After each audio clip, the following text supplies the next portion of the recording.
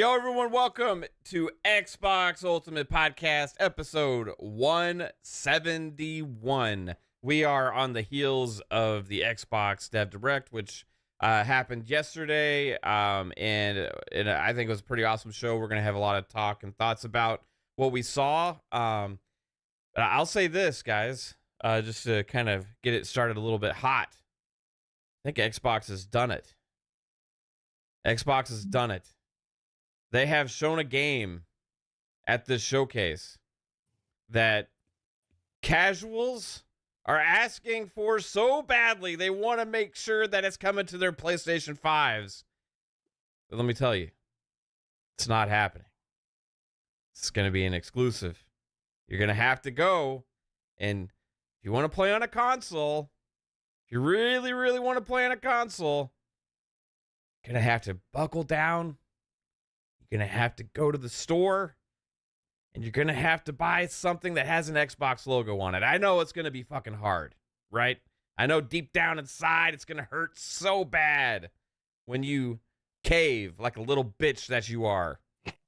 And you go to the Target checkout or the Best Buy checkout or whatever, and you pay for that Xbox so that way you can play Indiana motherfucking Jones, which is people are craving that game. It seems like not everybody. There's some other controversy to be had about that, but I've seen a lot of discourse like, oh, is that coming to PlayStation? Is that coming to PlayStation? Oh, I can't play it on my PlayStation. Oh, that's crazy. Anyway, man, it's a crazy world today that we live in the gaming space, and we got a lot to talk about. And I want to thank the chat for being here. Everybody, you are absolutely amazing. Thank you for hanging out with us yesterday at the Coast stream. If you chose to hang out here on Fun Speculation for the Dev Direct, I super appreciate each and every one of you.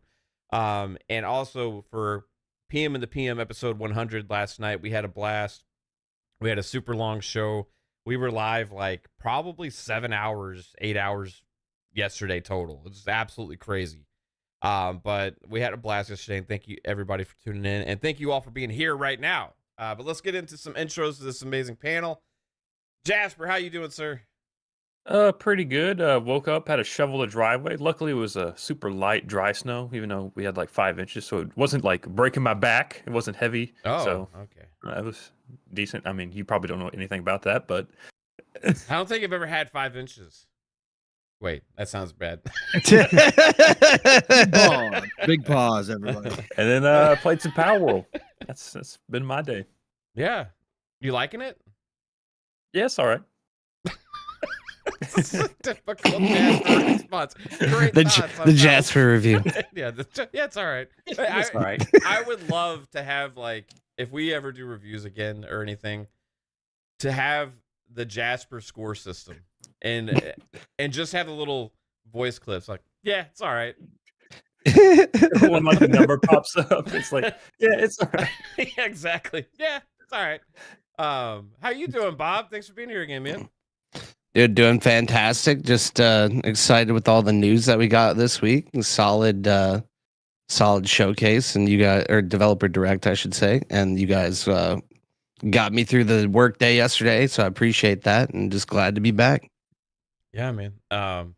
So were you able to watch the direct live at work? I was like taking snippets of it and tweeting it while it was going on. Like I watched it with you guys, and I watched it like I missed some parts because I was also at the day job, but I caught most of the broad strokes. I need to go back and like watch it in earnest and like, I don't know, collect some thoughts about it. But I mean, honestly, just solid showcase. Like I haven't seen as much of the Twitter discourse that's heating up about the exclusive, but I think that is a big deal, and a lot of people were saying it wasn't going to happen. So it's really exciting to see that Xbox actually does care about their first party and that they are going to bring us games.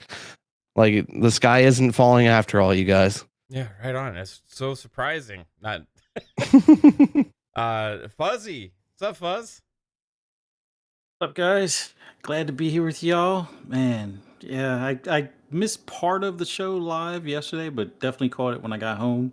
Took the boys to the firing range, had some fun. I think they had the most fun with the Mossberg pump action shotgun, so that was pretty cool. But man, oh man, Twitter disappoints me. Like seriously, we're gonna complain about motion sickness. All right, I get some people do get sick with first player or first person perspective, but really, like, I don't know. Anyway, we'll definitely get into Yeah. the whole developer direct. But man, y'all killed it yesterday. Watched it up until we had to get on the road and get to the range. But man, oh man, so much fun, so much fun. Yeah. I can't wait until these games hit Xbox. But let's do this tonight. Yeah. Thanks for checking us out before you went to the range. I'm glad you had fun. Yeah, it's pretty interesting. I was listening to Xbox 2 and Rand was cracking me up, like making fun of the motion sickness thing. Like, it's like first person game. There's like so many of them out there, and it's like all of a sudden now people act like they can't figure out a way to play a game in first person. Like it was like he kept going like, oh, I can't play Indiana Jones. It's like loading screens. Just like loading screens, man. It's weird. It is. It's so The only strange. people like I know my dad, like he won't play first person like games because of that, but like he doesn't play a lot of games anyway, so it's like he's not like a super gamer anyway. Yeah. Like maybe it's just like people that are trying to get into it, I could understand, but like if you've been gaming like forever, like it's not an issue. Yeah. And it was funny too, like this is a game I think actually a lot of these it kind of stands out a little bit because it's first person. It was this kind of game. So it's kind of differentiating itself, and that's honestly I think what a lot of people are liking about what they saw from it. Especially a lot of people that are kind of craving this game now that they can't get. So it's interesting. Just get an Xbox. These first person games, they're ruining Indiana Jones. Yeah. Oh, excuse me while I go play Call of Duty. Right. Exactly. Pong Soul, we had episode 100 of PM in the PM last night. We got to catch up on the Dev Direct. It was a blast. How are you doing today, man? Listen, 2024 is over, folks. Wrap it up. Game of the Year award. It's all set. Done. Keely, you don't have any decisions to make this year. It's already been here. It's out right now. It's called Pal World. It's done. It's over with. This is the game of the generation. Screw Starfield. Screw Starfield. Screw Baldur's Gate 3. This right here is going to change the industry forever. Right here, Pal World. My God, what an experience so far. I actually did sit down and I downloaded it this morning before I left to work. And then when I got home a little bit early. So I sat down to some Pal World and checked it out. Gotta say, you guys all know me. When I heard it was just, when we were talking, it was a Pokemon clone with guns. I was like, whatever. But now that I know that it is more Ark, that it has the survival stuff to it, I jumped into it today. Gotta say, damn good job. I'm enjoying what I'm playing so far. This is a pretty cool little game right here. So surprisingly, I definitely enjoyed the hell out of it. What I was playing of it, and 455,000 and growing strong concurrent on Steam right now. I'm sure they announced earlier after 8 hours over 1 million sales. I'm sure they're probably approaching somewhere in the neighborhood of 1.5 million. Or more at this point. This will be the talk of the town for a while. I can definitely see why they don't even have crossplay enabled right now. They said they're working on getting that up and running. They don't have dedicated servers yet, so they've got some things to even start really improving on. This again, when we talk about in 2024 gaming, streaming, Twitch, we talk about this game's got exactly what you look for. The fact that you can capture the humans in this game and then you can chop them up, you can butcher them. Okay, listen, we already know what's going to happen. All right, this is going to spread like wildfire. I think this game's got a lot. What I played so far, very polished. I did have one crash, but the save system worked, the instant save system, which obviously a lot of these games have. I'm playing on Xbox. I'm playing on Series X. Yep. Beautiful. I mean, for what it is, for what they're presenting, yeah, man, this game's got what it takes to be addictive. So yeah, just wrap it up, Keely. Pal World's got it, lock, stock, and barrel right here. We every single award. Best story, give it to it. Best RPG, give it to it. Right? Just do it. Just give it all. So no. Anyways, it's great to be here. 2024 is off to a hot start like we thought it would be. And we've already got the surprises, right? We already got Prince of Persia surprising, coming out as polished as it did. So many people loving it. Again, not a game for me. I played through the first level a little bit and then just deleted because I'm not going to do Metroidvania platformer, but I saw the quality. And obviously the way people that love those games are talking about it. Surprise hit, and then Pal World, which nobody had expectations for. Yeah. Like people were like, okay, this is going to be like a meme worthy game. It's going to be fun for a while getting into it, shooting Pokemon, let's just call it for what it is, with guns, capturing them. It's much more than that. And so got to say surprise hit. Don't think that they thought they were going to sell 1 million copies in 8 hours. So 2024 off to the start we thought it was. Even in some ways we probably didn't know it was going to be. Golden age of gaming is here, folks. We got a lot to talk about because that direct kicked ass. If you heard me and Mav last night, I got to talk about it for the first time last night when I got there because I couldn't co-stream. My God, we are freaking 2024 again. Potentially going to be a bigger year than even 2023. I'm so excited. And it's great to see the fam here. Chat, you guys are absolutely freaking amazing. Choo-choo, motherfuckers. Great to see you all out there. Let's have a good show. Let's get into it. Yeah. I do want to kind of touch on Power World a little bit. I haven't tried it yet. I have it downloaded. I'm planning on playing a little bit maybe tonight after the show. Download it on PC too. Right on. So that it's interesting because the thing about Power World is it kind of goes hand in hand with something that we've talked about a lot in the past, especially when the whole FTC and ABK, all that stuff was going on, and all this about consolidation as well being a problem in the industry and all this kind of stuff, right? People bitching and complaining about all that. And we've said this time and time again, you never fucking know where the next big thing is going to come from, right? You could have a small game that has a little bit of interest in it and all that stuff, and all of a sudden it explodes and becomes a massive sensation. And if I guarantee you this is making that company way more money than they ever dreamt they would be making. Way more. Steele hit me up in the DMs real quick. Steele hit me up in the DMs because he was live streaming it, right? But he hit me up in the DMs and he said, Xbox should have them on speed dial right now. Yeah. Xbox should be on speed dial right now. How often do you see a smaller company like this come out and make 30 million in first 8 hours, right? Yeah. This is a team that you got to keep your eyes on. Sorry. 100%. Like, I mean, the Xbox got that Game Pass deal on it like a while back. Like, I'm sure that Power World, the developers didn't expect this to happen with their game at the time. I mean, sure, every developer hopes for this, right? But the streamers kind of started latching onto it. The game seems like people are enjoying it. They think it's good quality. There's a lot of things there. Some Nintendo fans are complaining because they think it rips off Pokemon too much and all that kind of stuff.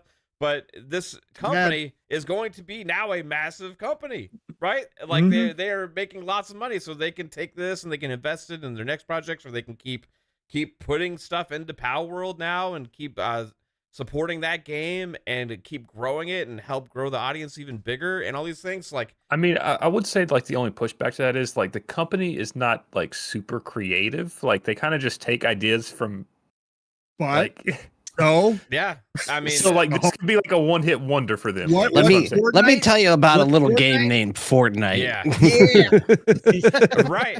It sometimes it's taking inspiration or ideas and twisting things on their head, right? Like, and taking something that works that is popular and figuring out a way to like flip it to where it's okay. This is going to reach a grander audience or a different audience, but also maybe still be appealing to the what it was originally appealing to. You look at like Bob said, Fortnite, and taking the idea for Battle Royale kind of from PUBG and those kind of things, right? And yeah, no, exactly. And they helped PUBG and then said, "Oh, this is a great idea. Let's turn Fortnite into this because Fortnite's not working out how we originally designed it, right?" Yeah, and it became a huge sensation. Like it's and it's all over Fortnite though too. Like all the way that they grew was through all their like collaborations, like all their dances and skins were like cheekily like already like references to things. A lot of the collabs and stuff didn't really start happening until later. Like it had already kind of exploded. Like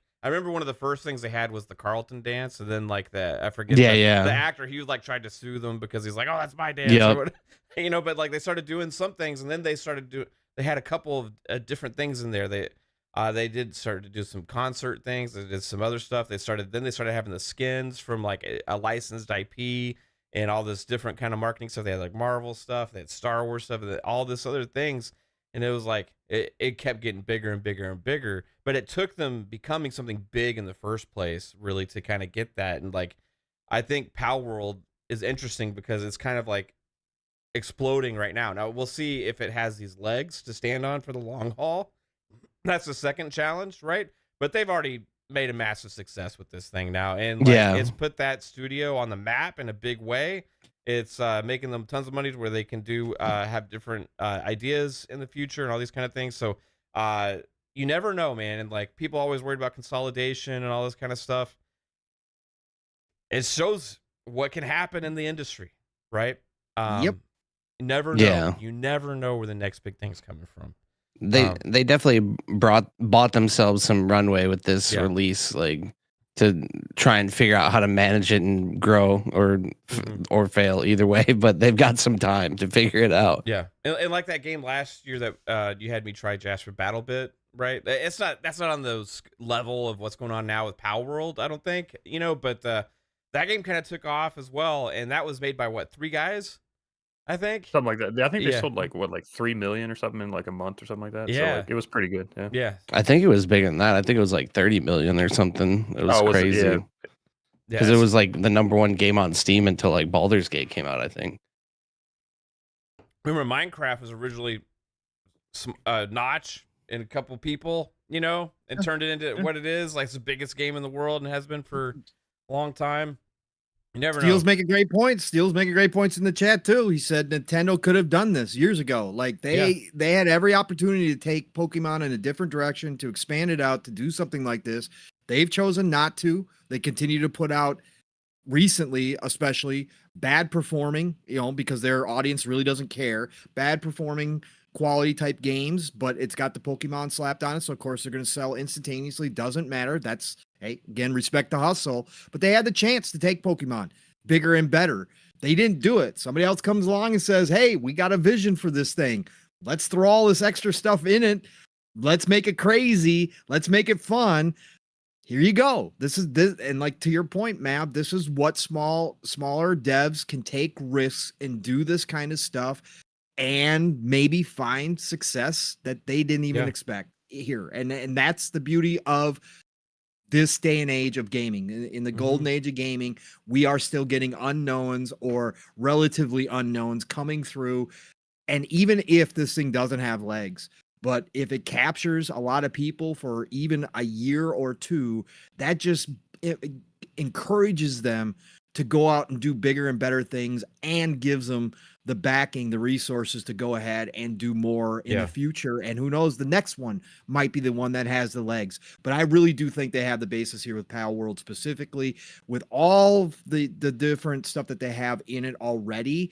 They can easily keep this thing going, and there's enough here, especially once they get all the little things that need to be fixed and brought online. When you get 32 people into a world in this game, it's gonna be crazy. Look how broken Ark has been for so long, and yet millions upon millions of players. Yeah. People absolutely screaming for Ark 2 to come out, right? Ark, again, it's the perfect kind of blueprint for this type of game with this type of animation, this type of graphics.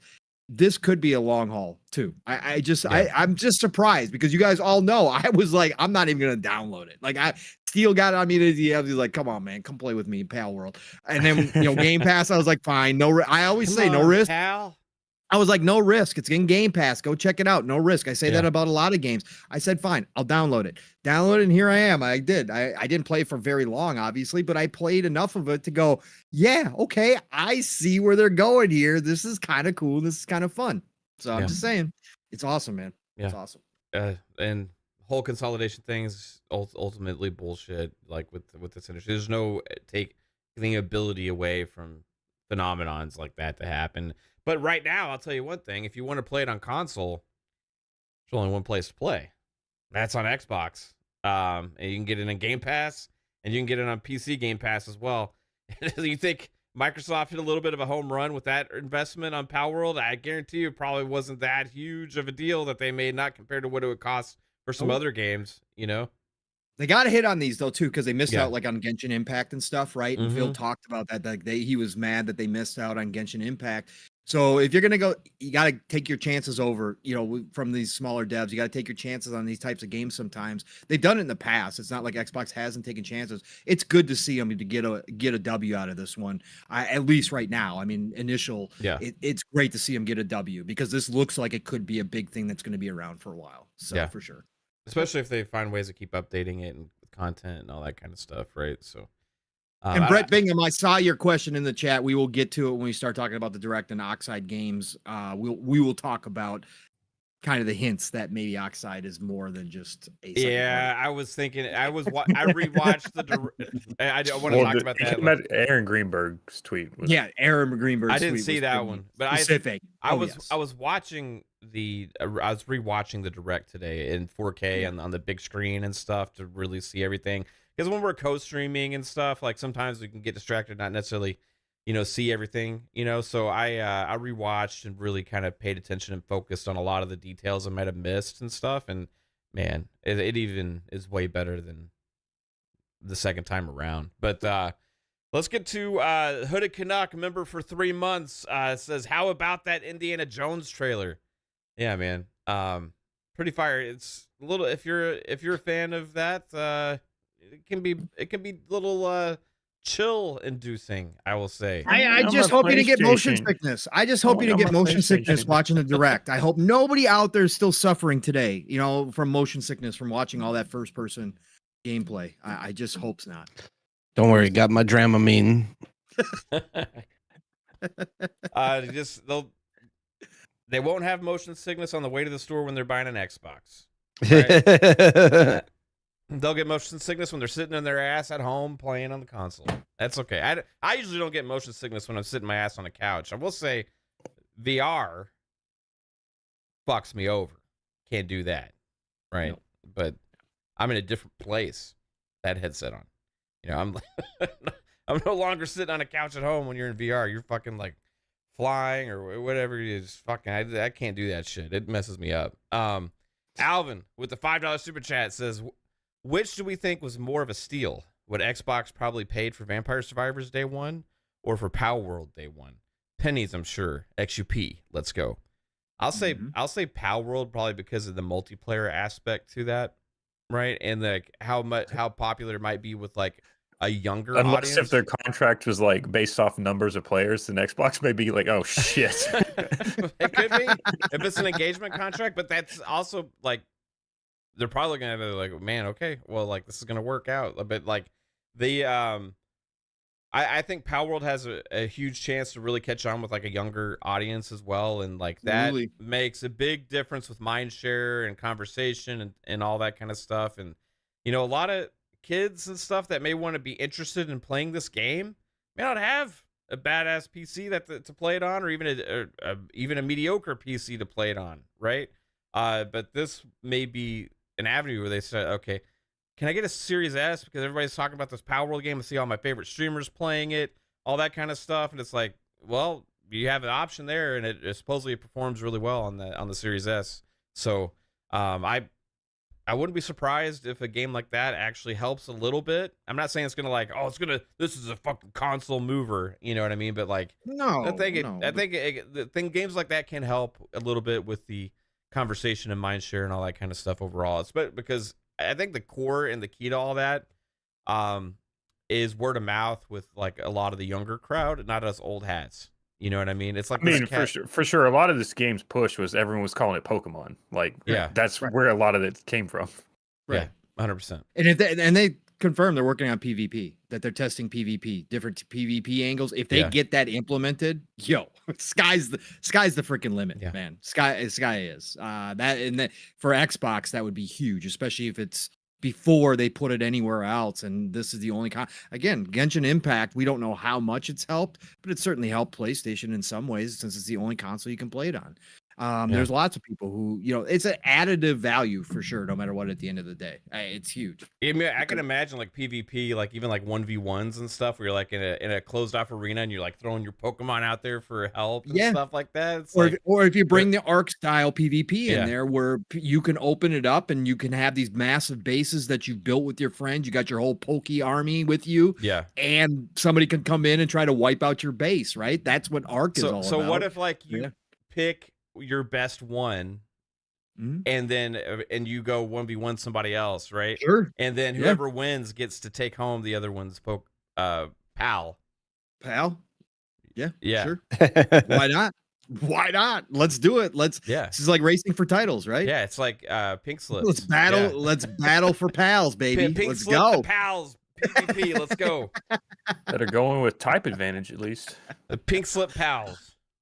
Can I just say, I didn't think we tonight to start Xbox Ultimate, we were talking about Pal World at all. I didn't think we were, but it is. I know. It's a huge fucking thing. I'm sure. I mean, Bob's connected with the streaming world pretty well too. It's like I'm pretty sure, Bob, you've seen a lot of streamers playing this. Like, I think. Well, the sentiment like 6 months ago, though, when there was like previews of this game from like some of the streamer friends I have that are like fans of different platforms and stuff, or like Pokemon people were like, yeah, this does seem kind of like a ripoff. And then as time has gone on and like now that we actually can tell what the game actually is, like I didn't expect it to be like a survival game, and like survival crafting is not like my favorite type of game, but I have spent a lot of time in those types of games, just like Rust and like Valheim and some other games, just because like my friends enjoy playing them, and like the multiplayer experiences are definitely a big part of that.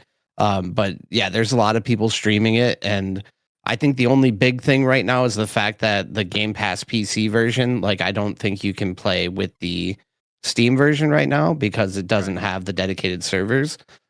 So that's definitely a bummer. Like I have to kind of make a choice if I want to try and buy it or just wait it out. But I guess that'll just depend on whether or not this game's a flash in the pan or if it does become like really fun for content. So like that's yet to be seen. But I mean, it's definitely, I feel like at the very least it's going to be on top until we get the next big thing. And a lot of my favorite games in the last like couple of years though have been these smaller games or games from smaller studios. Like the game I played the most recently is like Lethal Company, which was made by one guy who was a Roblox developer before that. So I really like the fact that we don't just have to rely on the biggest game studios and like the big three console makers even to like have these great gaming experience in this day and age either. So the more that gets empowered, just the more great experiences we're gonna have too. Yeah, for sure, man. We might hit 500,000 concurrent by the time this show is over with. It's at 474. Yeah, it's the weekend is West Coast picking getting up off work and stuff. So. on Xbox Ultimate or Power World? Both. Let's say both. Change your title to Power World. Hey, I'll take 500 million viewers. Let's go. Give it a year. We'll be there. Choo choo, motherfuckers. Micah Ford member for 31 long months. Man, the OG Dang. showing up. 1 month, bro. So Crumpled up pocket ticket. Let's go. Here Let's is go. to another great podcast, ladies and gentlemen. Thanks, Micah. Thanks for hanging out, bro. So let's start getting into the nitty gritty here. Let's start with that conversation about Oxide Games and Aura. Aura had I think a really good showing actually at the showcase. The only thing is a little bit further out than I thought it would be, but like it's still at the end of the day, it's what it is, right? What do you think watching it back in 4K, Mav? Because I did too. God, I it's watch it. glorious because I was watching on my big screen, like yes, and like I was watching on there, I'm like, oh my God, this thing has so much detail. I've never seen this like grand of a strategy game had this much detail to it with this like it's different, super it's interesting, and I think I really, after watching it back even more, I said this yesterday, but I do think Aura really has a chance to become a massive strategy game franchise. Like it's not that genre is not for everybody, but there's a huge audience for it, right? It's a long-standing genre for a reason. There is a dedicated audience to these kind of games. Like how many Total War games are there, right? There's tons of them. You have all the Paradox Interactive stuff that they do. You have other RTSs that are kind of making a comeback now these days and stuff like that as well. But this is an original kind of fresh take in the genre with that level of graphical detail and fidelity, with new ideas and all this kind of stuff. It really has a chance to kind of cement itself in that genre. But kind of looking back to that, I didn't see Aaron Greenberg's thing, but it's funny. I sent it to you right now Okay. in the DMs. Your direct DMs, yours. But it's funny because when I was watching back the Dev Direct, right, I was like, they really didn't mention being like independent, or like they really didn't mention anything like that. And I was watching it and like they made a point to like say a guest, with Square Enix, which is obviously it's not a first party studio. This is not even a Microsoft published game. But with Oxide, they just really treated them the same as they treated Ninja Theory, the same as they treated Obsidian, right? The same as they treated Machine Games. There was no differentiation at all within the fact that they don't own Oxide. They wouldn't, in this from our partners at Oxide Games, or like they didn't mention like us partnering with Xbox for this game, or like we're Oxide Games, an independent development studio. We're excited to bring this game to do this deal with Xbox to bring this game to. None of that. It was just them speaking as if they were a first party, fully owned development studio, and I don't know if that's the case. Read Aaron Greenberg's tweet. After I watched it, I really was thinking about that, and I was gonna maybe say something to you guys, like I think maybe Oxide Games like could be in the fold already, but it's just interesting. It came across that way to me. I didn't see this in Aaron Greenberg thing, so I'm gonna look at it now. Aaron Greenberg says, "Hope you enjoyed our developer direct. A lot of time and passion went into this. Great way to kick off 2024 with some of the great games coming to Xbox and PC. Everything announced today from our 4 studios and surprise guest Square Enix." Yes, sir. Oh shit! From our 4 studios. Yeah. I mean, are they a private or a public company? They're private company. So Indie team. So yeah, easily could be done and not even be announced. I kind of feel their special guest might even be on that list at some point. So but, we talked about that last. Yes, Fuzzy. Yes, a possibility for sure. But yeah, I think they could announce at the showcase in June. Could be. I just don't know how much more clear you could be. Greenberg, it's our 4 studios. Like that's. There's no way that I mean, unless he's like running to Twitter word limit, he's like, "How do I get this in here?" I mean, no. I mean, that's a purposeful tweet, right? You know what I mean? Like, I mean, it could have been a mistake, but like, it seems pretty purposeful. Like, I don't know. I would know that if I was Aaron Greenberg for damn sure, right? Yeah. And I would know the difference, especially of him as a marketing guy. Correct. Exactly. Like, because those are the devil's in the details a lot of times with marketing and those kind of things. He knows right? that. He knows Right. that. He knows what this community finds. He knows how they run with stuff. I mean, he's very careful with his words all the time. I mean, there were some Easter eggs in that showcase, so Yeah, there was. I'm pretty sure we'll get into that as well. Yeah. A tweet got deleted because of one of them. And like another thing, when I was watching it, I was looking at it thinking like, that studio with what they've built here, like that would be a great fit for Microsoft. Yes. Like, especially like because you would have them, you have World's Organic. Edge, right? Correct. So it kind of adds to the kind of ecosystem they're trying to build with more variety and all these kind of different games, man. As like, it's interesting. Some fun speculation looking at some stuff, but like, I don't know, man. Do you think that I want to ask Bob, like, if they had been acquired, right? Maybe this isn't the right way, the right format or place to announce that. You know what I mean? But do you think we're looking into this too much, or does that seem like something that could be true? like for Square Enix to be acquired? No, Oxide or Games. or Oxide Games. Oh, okay. I mean, I wasn't sure about that one. Because I mean, judging from the way that the tweet was mentioned, like if they said R4 Studios and they didn't say it was a partnership or anything, then yeah, I think that maybe this isn't. To me, it says that like they're considered a first party studio. So I just maybe it's not the right way to announce it, or maybe everything's not finalized, or I'm not sure. It definitely seems like they would make a point to say something about that, though. Yeah. I mean, Oxide Game in the past is like they did the original, like one of the original DirectX 12 demos for Microsoft. So like they've had super close connections. So maybe they just like are already considering them family, even though they're not. Like that could be like the only other thing I would think. Like just because they've had such a close partnership with Microsoft. Yeah. Oh man, I don't know. What do you think, Fuzz? Like watching the Dev Direct, did you catch on to what I was feeling at all with that, or? Yeah, because one of the things that was funny, I guess one of the guys that like co-founded it like snuck up behind the other guy to get something out of the fridge or something like that. Yeah. So it's like if they were truly a independent studio, I think they would focus on a little bit of their backstory if they're in this Dev Direct kind of thing. Um, all these private companies now, I think are acquirable targets. It's just a matter of, do we wait until the FTC runs the clock out, or the court system runs the clock out for the FTC, or do we wait until June for the showcase where they could focus on the announcements of those? But Yeah.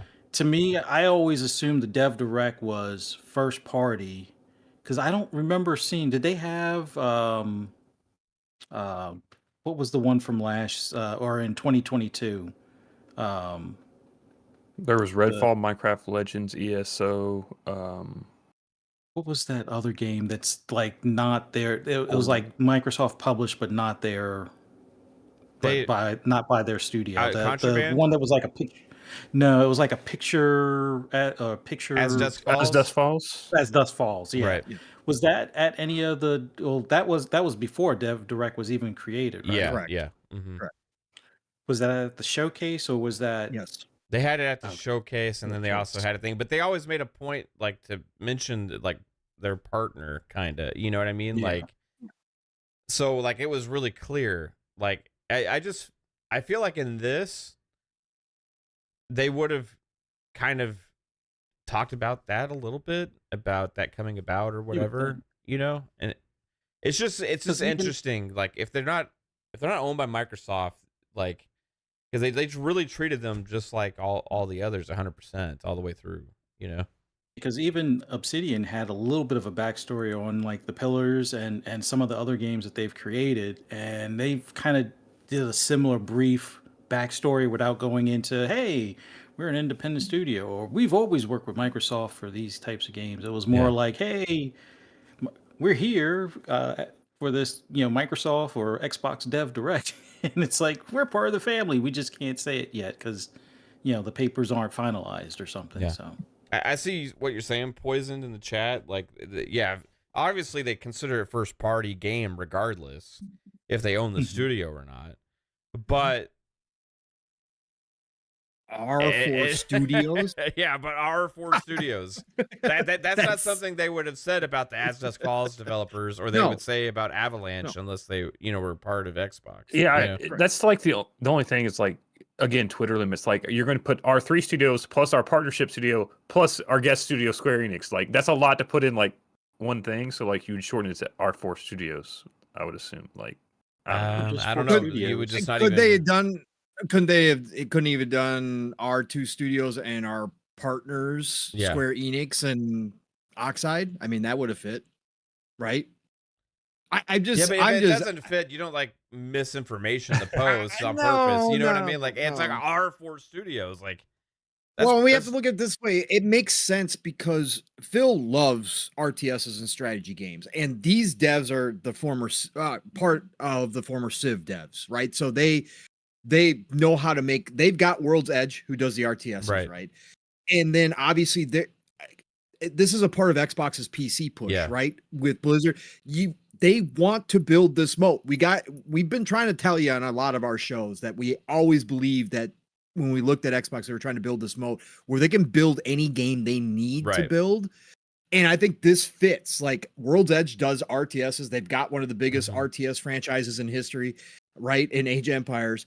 So what do? You don't have necessarily a 4X team, and you can poo-poo, or a grand strategy team. You can poo-poo that all you want, but that's a part of the PC side of things that is still big on the PC side. You can get massive success from these types of games on the PC.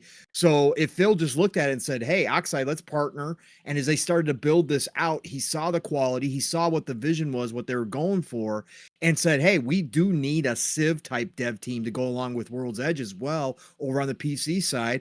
Oxide would be the perfect candidate for that kind of stuff. I could see this happening. And now you bring in Blizzard, obviously one of the kings of all time, but this is how you build that moat. I think Oxide makes perfect sense. And I do gotta believe that Greenberg didn't mistakenly do that, or didn't, just format his tweet so that it fit and just said, oh, it'll be fine. I'll just say R4 Studios.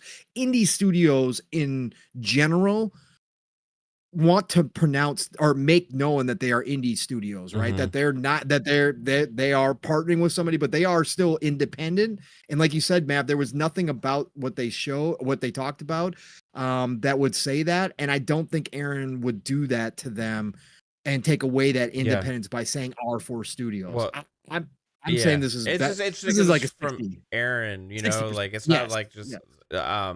So the other thing is, like the chat saying Amit Kumar and stuff, like maybe they meant like Microsoft Game or Xbox Game Studio Publishing as that fourth studio, as that R studio, which is it's possible because that's listed as one of their Xbox Game Studios, but I'm not saying 100%, but right, it is possible that's what they mean with that statement.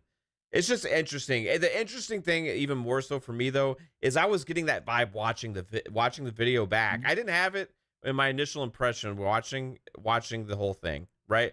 But when I was just by myself, chilling, watching it, I was like, after the Aura segment, it's like, it was a little interesting, a vibe that I got from that it just seems like they are Xbox, I don't know.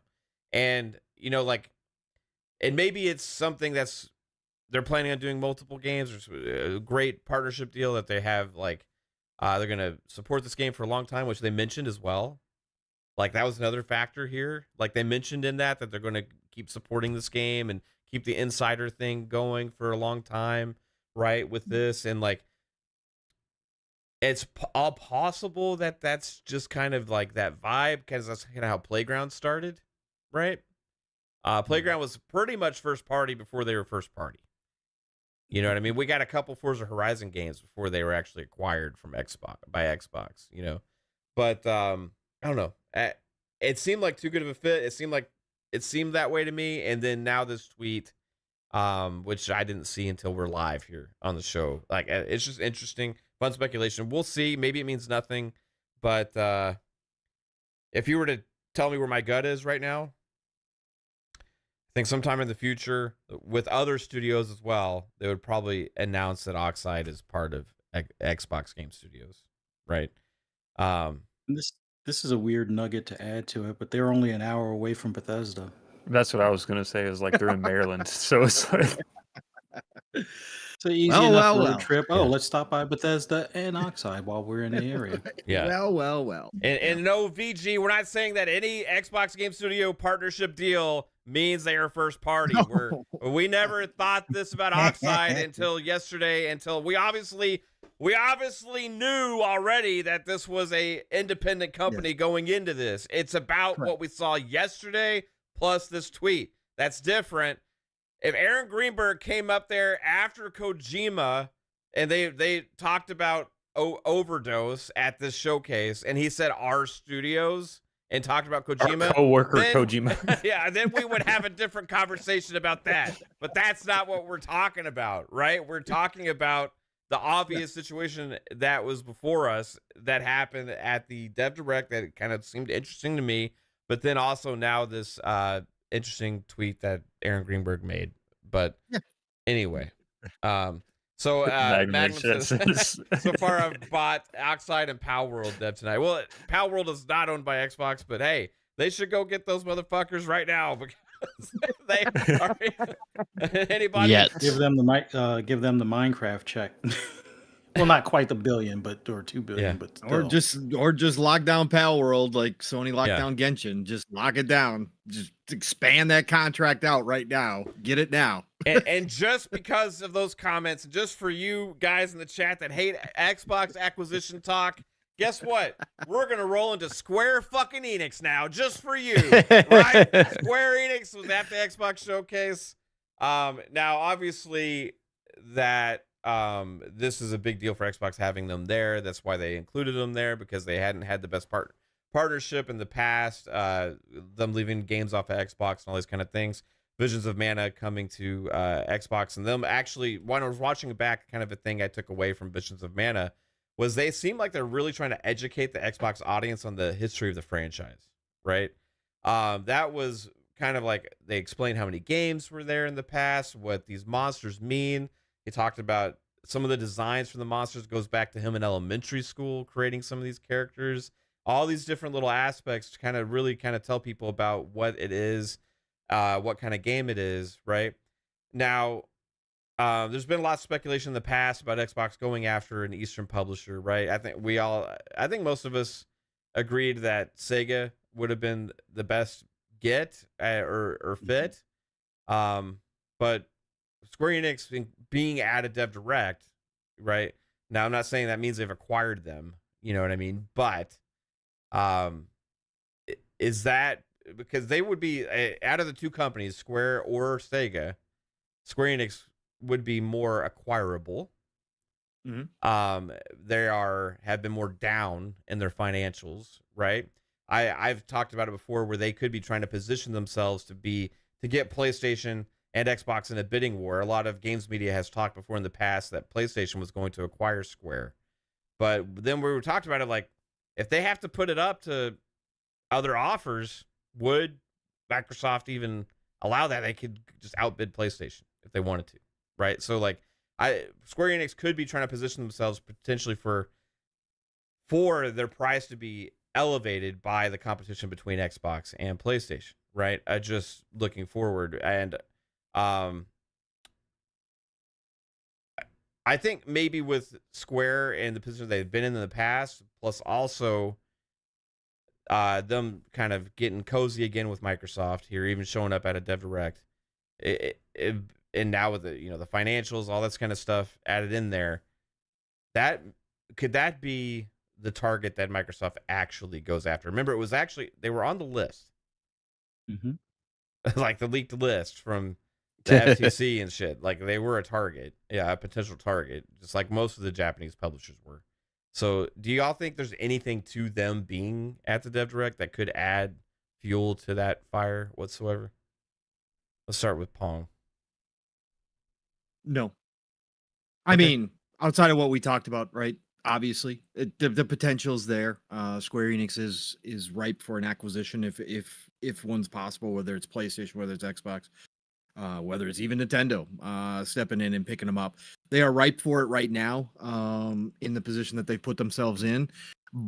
And certainly, obviously, I think more so than anything, this just shows that relationship strengthening that Phil talked about, and that when he was on stage in Vegas announcing Final Fantasy 14 was finally coming and shaking hands with the new CEO, that was serious. Yeah. That Sarah and him have done a ton of work over in the East, but specifically Square Enix. We saw Phil mention Square Enix as being the one that they kind of have to kick in the butt, that they're not on board yet with Xbox, that they put a lot of time in it, but I think he said something like, I might have to take a couple more flights over there to visit Square.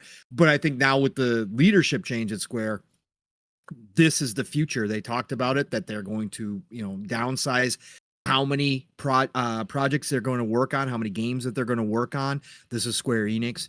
How many projects they're going to work on? They're going to consolidate that. They're going to focus on their mainstays, but they're going to make sure those games go more places, and that obviously includes Xbox.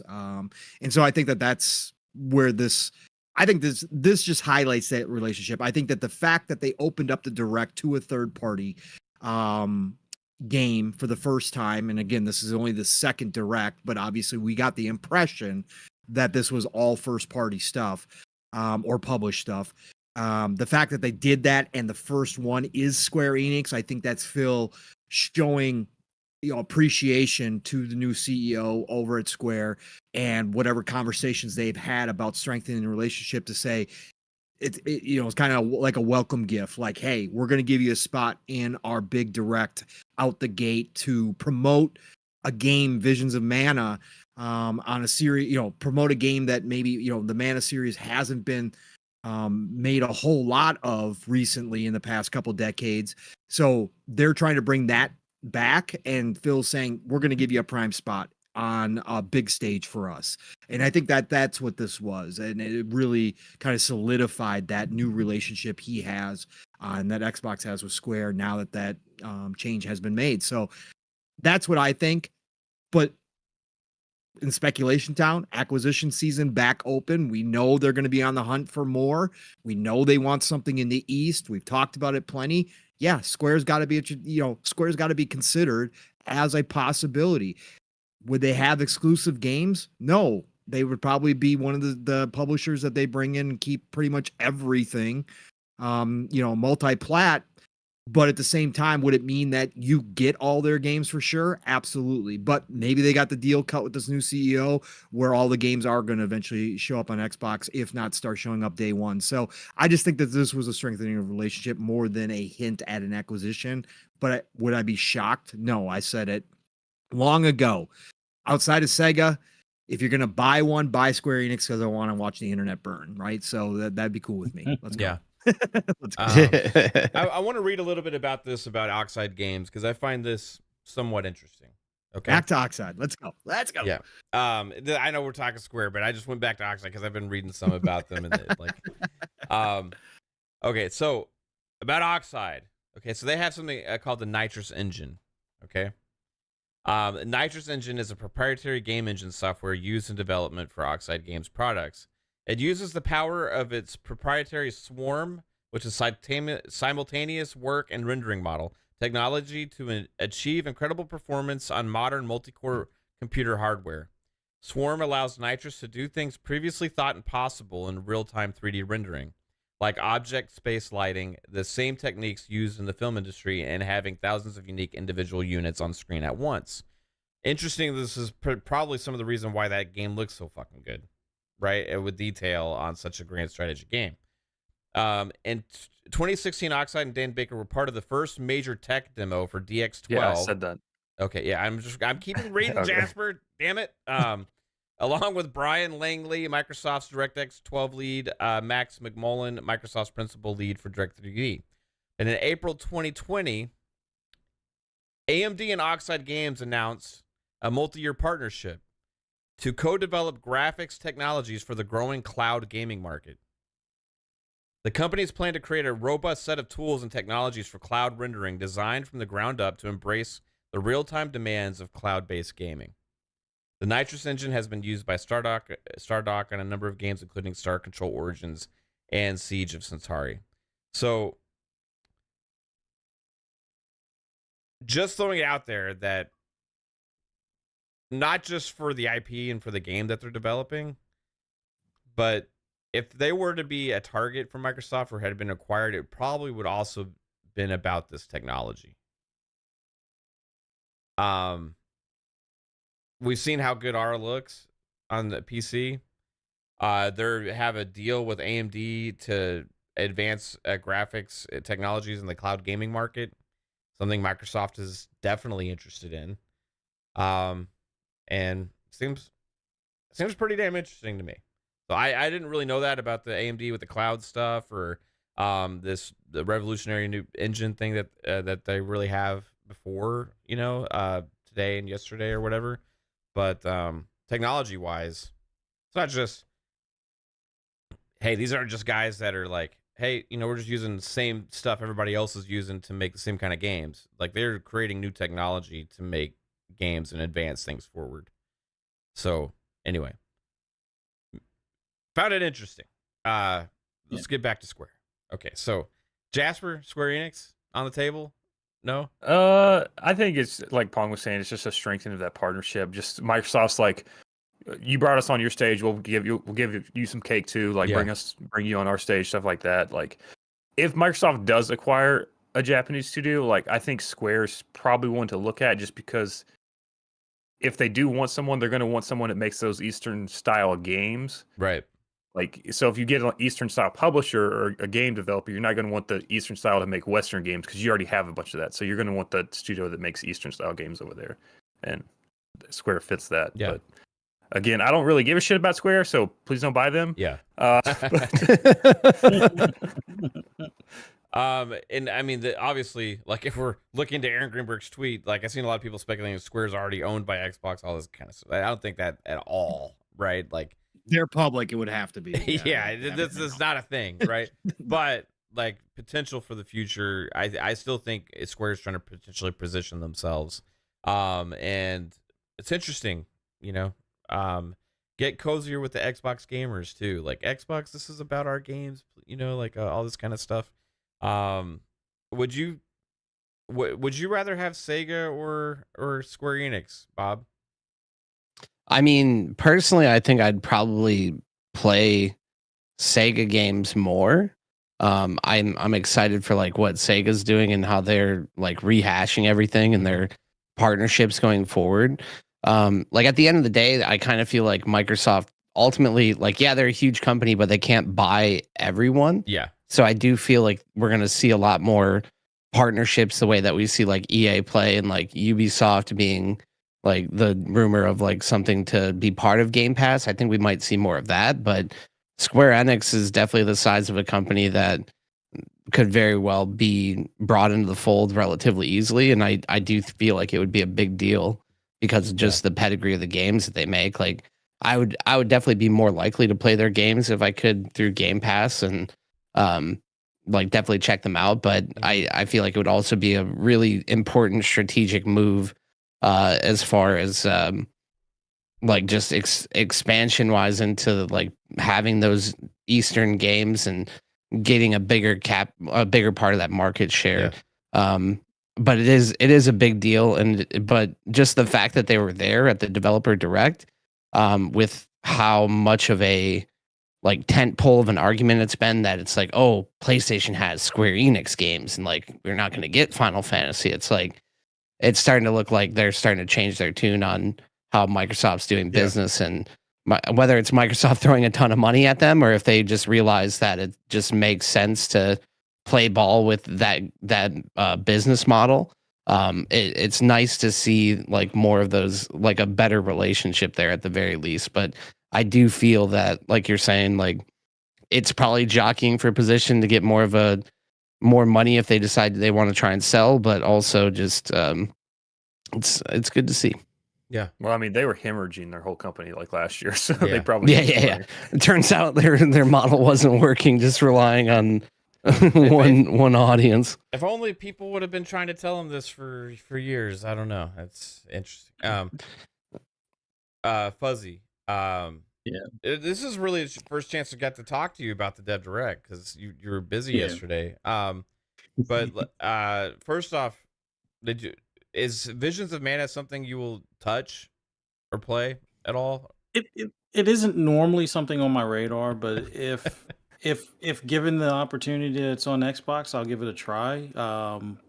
Especially if it's in Game Pass, but I don't think they made a mention of Game Pass, just Xbox and PC. But I would rather play that than Kingdom Hearts. Right. That's just me, just from the looks of it. Not that I have anything against Disney. It's just their characters with Disney characters, just it feels weird. I don't know for me, but I would definitely pick it up. Well, I won't say I would definitely pick it up, but it's something now that it would be more so on my radar. But yeah, overall, with Square in general, it's always weird when there's something that's that's going against the norm at one of these dev directs. Yes, I know we're only on the second one essentially, but if it's normally supposed to be first party properties or first party studios or partners and stuff like that, having them there, I think it's a better sign of the partnership working and being or becoming stronger. But I've said a while ago, as much as I would prefer them to pick up Sega, I think Square is the bigger target because of mobile. They're going to want to, fill those coffers as far as mobile when they go to do that store. Sega has some stuff, but not as much. They just have a couple of IPs that are more mobile based versus Square, where they have a whole catalog of stuff that is more global. Um, so I think they're more of a target. Does it mean that they're acquired already? No. Like everyone said, they're public. But I do think maybe an announcement gets made at the summer showcase. That gives them enough time. There's enough space between the whole ABK deal. Not that you really need it, but it would be a bigger fit and probably to kind of cut the cake with the announcement. Also talk about let's say Final Fantasy 16 coming to Xbox. That I think you do that and mention that. Oh, by the way, we're purchasing them. That's the Or they're interesting joining the thing of family. like talking about like saying we acquired them at the showcase. Like in the past, like after like the last round of acquisitions, they're like, well, this isn't the place to show it off. So like, do they show it off at the showcase, or do they just have like Xbox special stream, tune in like whatever day, like we have a special announcement? Like, would they do something like that instead? I think it would The be a Twitter showcase.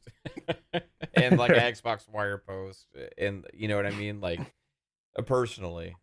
But Well, I think if you're bringing Final Fantasy 16 to the platform and they're being acquired, I think you can squeeze both of them in within a Yeah. 5 to 7 minute block or segment of the showcase. So I think at that point, since a lot of their acquisitions have been at showcases or summer showcases, I think that's the better place to make that type of announcement. But them showing up is definitely a pleasant surprise.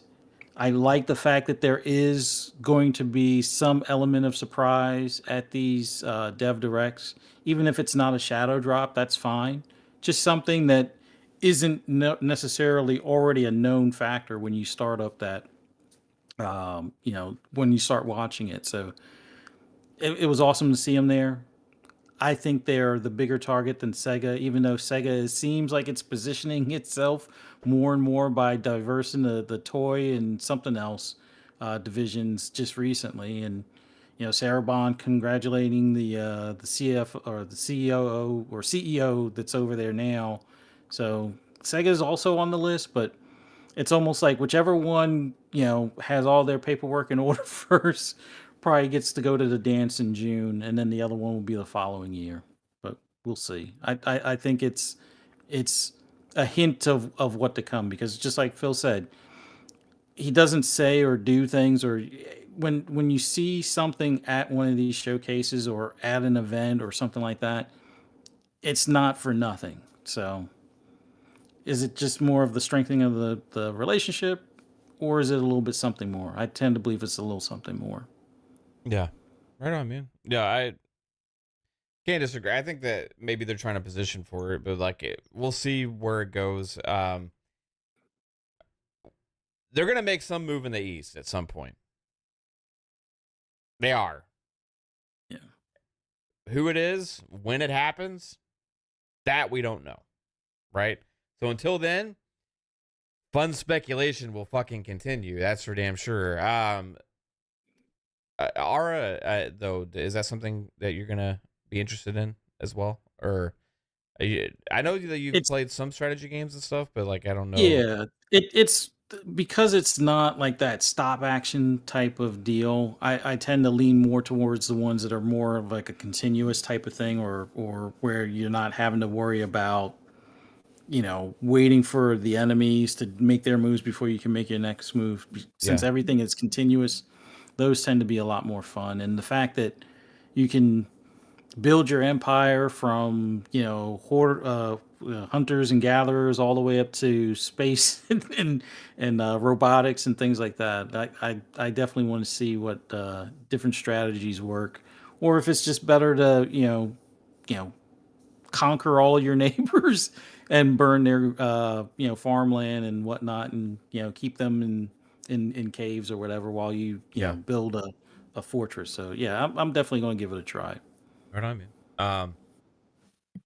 Update: Pal World is now at 493,631. About to crack 500,000 concurrent players, everybody, on Steam. That's crazy. Ridiculous. That doesn't count PC Game Pass. That does not count Xbox Game Pass. Just Steam. Yeah. Crazy. Those numbers are huge, right? I mean, Ridiculous. It's already setting records, and I think it's in the top. It's got to be in the top 15 now already, something like that. Yeah, top 20 all time already. I know Fortnite does like over 1 million concurrent. Oh yeah, like all the time. PUBG but that still does. There's games that always CS:GO. do that.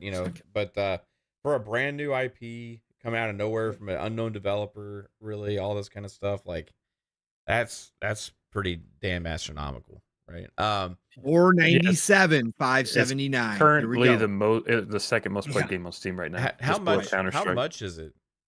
I think it's $30. $30. Yeah, it's $30 if you buy it. Yep. So does it say like how many?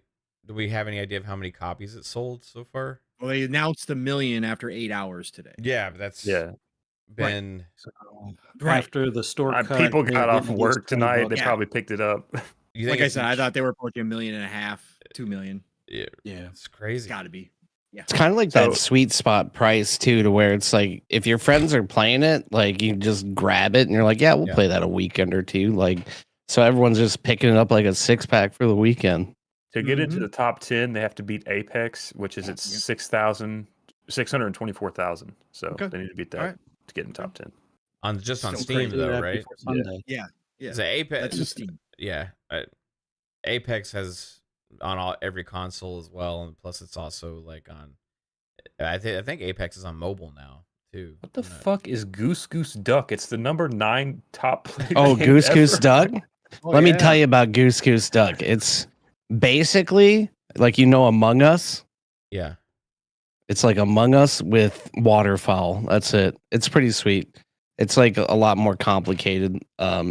Like Among Us ended up like copying it for like extra steps, but it's a fun game.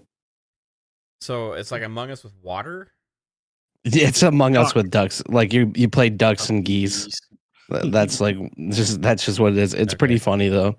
It shows how out of touch we are sometimes with some of the most popular games in the world. It's like it's like crazy. I was so like focused on kind of all the things that we're interested in, but like some games are like played by millions of people and you just never even heard of it. So let's get into Indiana Jones, the game that people really desperately want to be on PlayStation. It seems like today. There was, I'm not really familiar with this person, so that Jasper educated me. Was it John Campia? Oh yeah, it's like I just went to his YouTube page. On his description for his YouTube page, it says he's like a tech reviewer and like they do a lot of movies and TV show. Like, I've seen little clips sometimes on Twitter and stuff like that from them. I think it's pretty big audience that they have. A pretty big. They have like 330,000 subs on YouTube or something. So we're decent size or whatever. I would say like based on the clip that's spreading around out there with that, it seems like more of like casual. They like you said, they do movies and TV shows a lot, but they were like, I was disappointed, number one, that this game's not on PlayStation. It's like, and then the other person was like, yeah, it sucks that we can't play it on PlayStation. He's like, I want to play it on PlayStation. Like, man, it's like. And then the guy's like, "You can try it on PC." He's like, "I don't want to play on my PC. I want to play on my PlayStation." Yeah, I couldn't tell if he was like actually whining or if he was trying to imitate like what people would be saying. Like, I think he's actually like. I think he was actually whining. Yeah, yeah. He was expressing his internal self right there. Is what he was doing for sure. How he actually felt.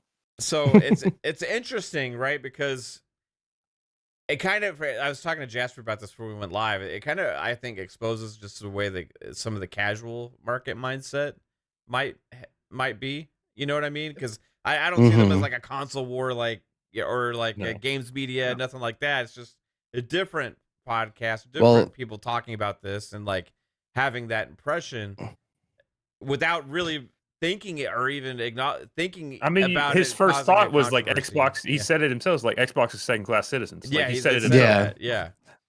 But it also goes to show like that market is huge, and that's where like most of the sales will happen if you're capturing the attention of the casual and you have the easiest way to play the games that you want to play at a good value. Like that's what's going to end up like solidifying like a good market position, like not just like that's what it is, not just overpricing things and having the premium content. So it's just that kind of conversation, I feel like, is what Xbox needs. Yeah. You know what I mean? Like that's why I started the show that way. Like the Xbox finally fucking did. You know, obviously I'm joking. There's lots of games I feel like lots of people want to play because they played lots of fucking Xbox games. But to have those kind of conversations, like from the kind of casual market about oh shit, it's not on PlayStation. You know what I mean? Is like that's good for Xbox. You know what I mean? Just in general, and like moving people, regardless if they buy a console, play it on their PC or whatever, like into their ecosystem to play Indiana Jones, right? And remember, like Xbox restructured the deal with Disney to make this game exclusive. Right. So it's working. the deal that they did is working, and it's hilarious to see those kind of conversations and these people kind of say these things. And like one of them was Daniel Bloodworth from Easy Allies being like, I find it hard to believe it won't be on PlayStation, or is it coming to PlayStation, or like I'm surprised it's not coming to play. Like, why are y'all not saying that about Spider-Man or any of these other games? You know, like They already that got are it on exclusive. PlayStation. It doesn't make sense. Well, I mean, you know what I mean. I Like, why feel are they saying it? I'm surprised they don't have to go to Xbox. You know, because they mentioned like on the Daniel Bloodworth clip, he was even like, you know, because it's like an IP thing. You know what I mean? But like, okay, right? Like, what about other IPs that are exclusive to other platforms? This is the same damn thing that happened with Blade the second after it was announced, right? People were saying I'd be surprised if Marvel would let them make Blade an exclusive game and all that kind of stuff. Like, come on, guys! Like, open your eyes. Like, They made the whole fucking X-Men cast exclusive. You think they're gonna give a shit about Blade? Right? Exactly. Like they're okay with letting things go exclusive. Obviously, Major League Baseball wasn't. Major League Baseball wasn't. They wanted things to go everywhere. But Marvel and Disney, yeah, they're all aboard. Remember, they also did the Knights of the Old Republic thing. That was going to be an exclusive PlayStation game. It got canceled because PlayStation said it sucked ass or whatever, and it wasn't cinematic enough for them. But yeah, this is interesting stuff that we're seeing with some of the conversation out there, and you know, I honestly think it's because the game actually looks that damn fun. I really think Indiana Jones had an amazing showing. I've seen some people try and downplay it, or some people that didn't grab them or whatever. You know, they're afraid they're going to throw up when they play it because they're going to get motion sickness, or like they are afraid of this or afraid of that, or they think that facial textures aren't good enough or whatever. I don't know. There's lots of takes out there that I'm seeing about that kind of stuff. But overall, I've seen mostly from games media and stuff like that this game is like this looks like a 10 out of 10 exclusive type game. That the same clip that was being shared around from Daniel Bloodworth, right? Michael Huber was on there, and he was like, yeah, because this is like a 10 out of 10 exclusive for Xbox, right? So like this game is going to have a lot of attention, and I think is a difference maker as far as that same thing we're talking about with the Pal World potentially, or like in these other games, kind of like, hey, if we want to play that on console, we got to get Xbox. You know, it's very interesting. So, overall takeaway from the Pong, like the conversation you've been seeing about Indiana Jones. I don't know how much you've been looking on Twitter today, even as well, and seeing some of these things going around. What's your perspective on the conversation about Indiana Jones now, like after some reflection? I mean, it wasn't just Indiana Jones, by the way, too. There's Right. some articles written about Avowed as well, coming to PS5 as well, that they needed it. I think overall, we had these conversations. Like, back in the day when we talked about Xbox getting into licensed IP, and obviously how resistant Phil has been to having games, or I should say licensing IP that he doesn't own, that Xbox doesn't own, right? And we talked about the power that iconic IP can have. Now, the argument on the counter argument always was, well, Indiana Jones isn't what it used to be. You know, we heard Steele say he doesn't really have a thing for Indiana Jones. I think, Jasper, you've expressed that Indiana Jones is whatever. Like, Indiana Jones hasn't been cool in a while. You like Indiana Jones. Age probably doesn't give a shit about. Correct. That's what I'm talking about. Indiana Jones hasn't been cool, quote unquote, for a long time. So how much value does it actually bring as a licensed IP? But the conversation has always been that for the normies, for the casuals out there, that we always talk about is the biggest part. Again, we are the 1% of the 1% in this community, right?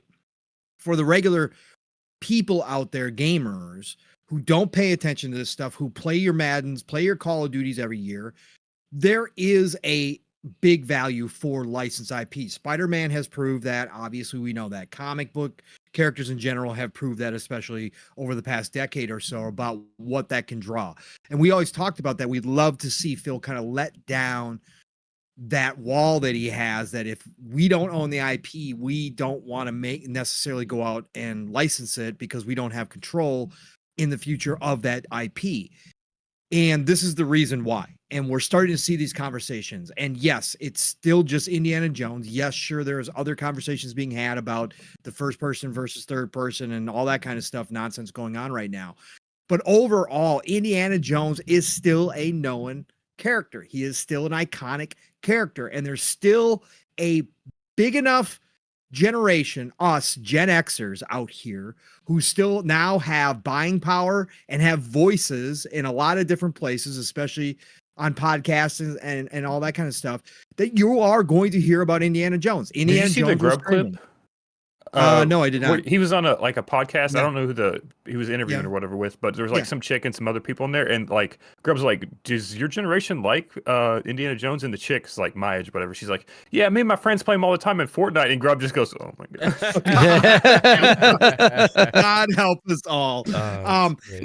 So no, I think it is great. Harrison Ford's a sexy grandpa. Yeah. We talked about that too, right? When they brought Chief and stuff to Fortnite, that was a big moment, because that is a way a lot of kids know characters, is Fortnite, unfortunately. Yeah. But be that as may, there's going to be a lot of discussion around Indiana Jones, like we're seeing now, because he still is iconic, and there is still a big portion of the population, Gen Xers, who did grow up in gaming, maybe not to the degree to the later generations did, but we started kind of the whole video game thing. So there is a lot of us out here, and we respect it. And obviously this guy's show, Campia or whatever his name is, who focuses primarily on TV and movies and that kind of stuff, he brought this discussion in. Now, he's obviously a gamer, and the panel was obviously gamers, but he brought the discussion in because Indiana Jones movies, right? I mean, that's what that obviously drew him into the conversation to even bring this up.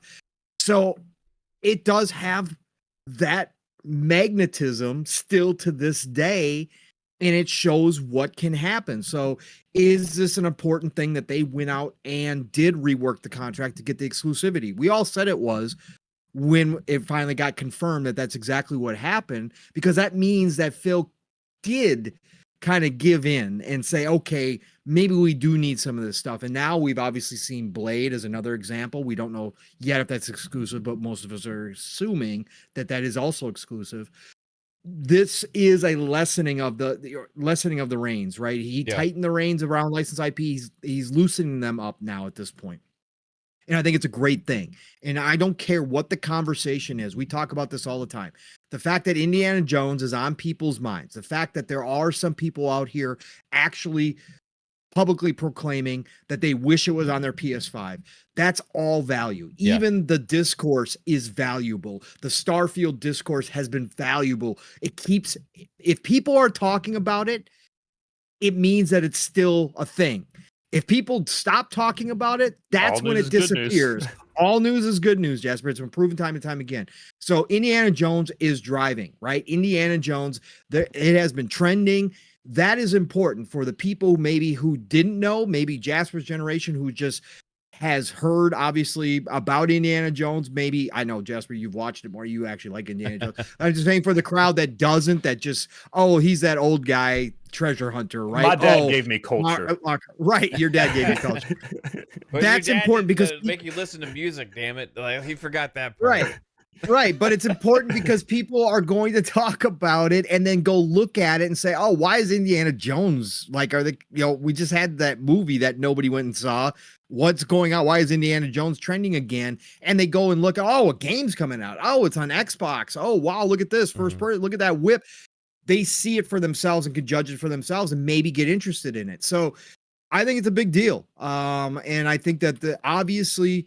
The main reason why today, Mav, is because of what we talked about last night, what you and I both just had giant smiles about, is because Machine Games and Todd Howard nailed the feel, the nostalgia of Indiana Jones, especially that time frame of Indiana Jones. Like I said last night, just from the bits I've seen, this might wind up being one of my favorite Indiana Jones stories of all time, right? This could be a Game of the Year candidate. It could potentially be as well. Yeah. It could be if it really pulls it up. So that's really what stirred all this up. If it showed terribly, right? If it didn't hit the nostalgia feels, I don't think this John Campanella would have brought it up today. He might have brought it up in passing, but they wouldn't have had the discussion they would have had. The reason why they were having discussion because they are Indiana Jones fans.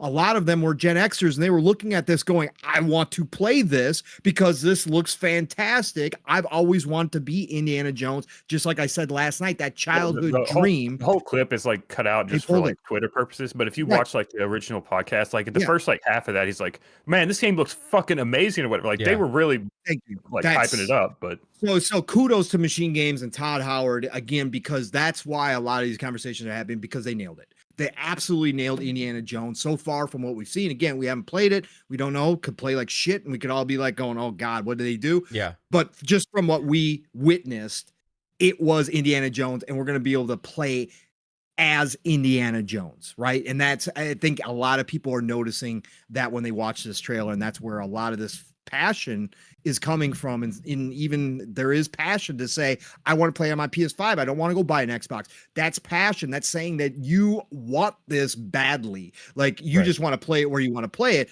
but you want to play it badly enough to say that out loud. So I think it's great. Well, I'm sure he can afford an Xbox. So yes, yes, he'll figure it out. He'll figure it out. Yeah. Yes. Bob, I haven't had a chance to talk to you at all about the Dev Direct. So Indiana Jones, where did it sit with you? Like after seeing it, the big reveal. I have to admit that like leading up to it, like I didn't really know how I would feel about like an Indiana Jones game, especially since this is the first time we've seen anything about it really. And I'm not, I don't know. I wouldn't say that those types of games are my favorite genre, but like the first person like puzzling kind of reminded me a little bit of like, it just gave me like nostalgia for like playing Scorn, like what was it, 2 years ago now or a year and a half ago? Right. Which I really enjoyed Scorn, like the first person puzzling. I didn't get motion sick whatsoever while playing a first person puzzle game like that. But I really thought that like the cinematics that they showed were really amazing and it looked really cool. And I haven't really gotten to deep dive and like pay attention to the whole thing. But from what I've seen of it, like I remember I was just like watching some videos back earlier today and just from the tease that we were talking about in DMs that I think we'll probably get to later. But like looking back at the video and seeing like them working on the whip and like the whip just moving around just looked cool and like something that could be really interesting to play with. So I can see why people are like hyped about it because it's a well-known franchise and it is a big deal to like Disney and Microsoft to make this a big game, and I feel like it has that broad appeal that it can reach a lot of people. With Game Pass, I'm definitely going to give it a try because there's not like a risk for me to do so, and I think it could be a game that could suck me in and get me to play through it.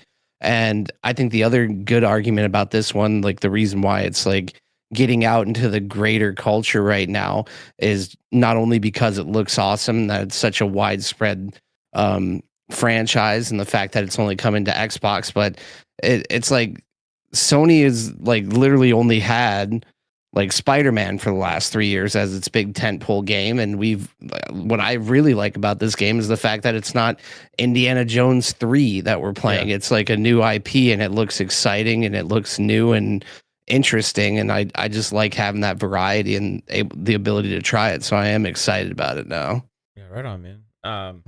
Yeah, something else. Hell World has surpassed 500,000 now, folks. Shout out to who just Benji Sales, of course. Good guy, Benji Sales. Number 12 highest peak already in game for a game in Steam history. This has been your Pal World update by Pong. It has. It's at a 90% rating right now. Pog, tell us about Pal World. People playing. Lots of people playing. Let's go. Yeah. What's something else that stood out to me when Indiana Jones, after watching it, the Dev Direct back again today, because as I had it on my big stereo and stuff, I was like, man, Troy Baker nailed that fucking voice, bro. Like, even more so when I watched it back. Like, there was, especially like with some of the narration later, when it's just the talking over some of the parts of the trailer or whatever, I was like, damn, that's pretty impressive. I never would have wanted Troy Baker to play Indiana Jones. I had my vote out there for Anthony and Gruber or whatever. But it's pretty impressive. It really is. I was kind of shocked after watching that back again today, even more so than I was yesterday. But Fuzzy, overall, Indiana Jones impressions, man, because I didn't have a chance to talk to you about it at all, man. Real quick, hold on. Mash. Oh, is it at 502,000? No. Okay. I want to just Mash in the chat. Mash, I don't know how often you listen to our show here. Most of us here don't temper expectations. We go through the roof. It's a personal choice and it's responsibility. And I totally get where you're coming from. Obviously, if Starfield didn't hit the way that you thought it would, and you're kind of down on Todd games, sorry that happened to you, obviously. And obviously, if you want to temper your expectations for Indiana Jones because of it, totally understandable, right? We are cool with that.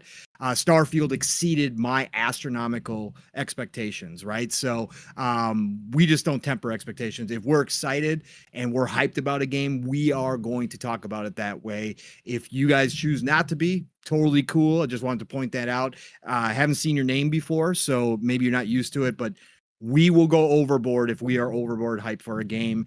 And if it fails, we will talk about it, but that's my personal responsibility. Fucking last night, I was literally researching the fucking Great Circle Theory. Yeah, right, exactly. And that goes for anybody who's new here. Mash, not pointing you out, not just signaling you out. I just saw your comments.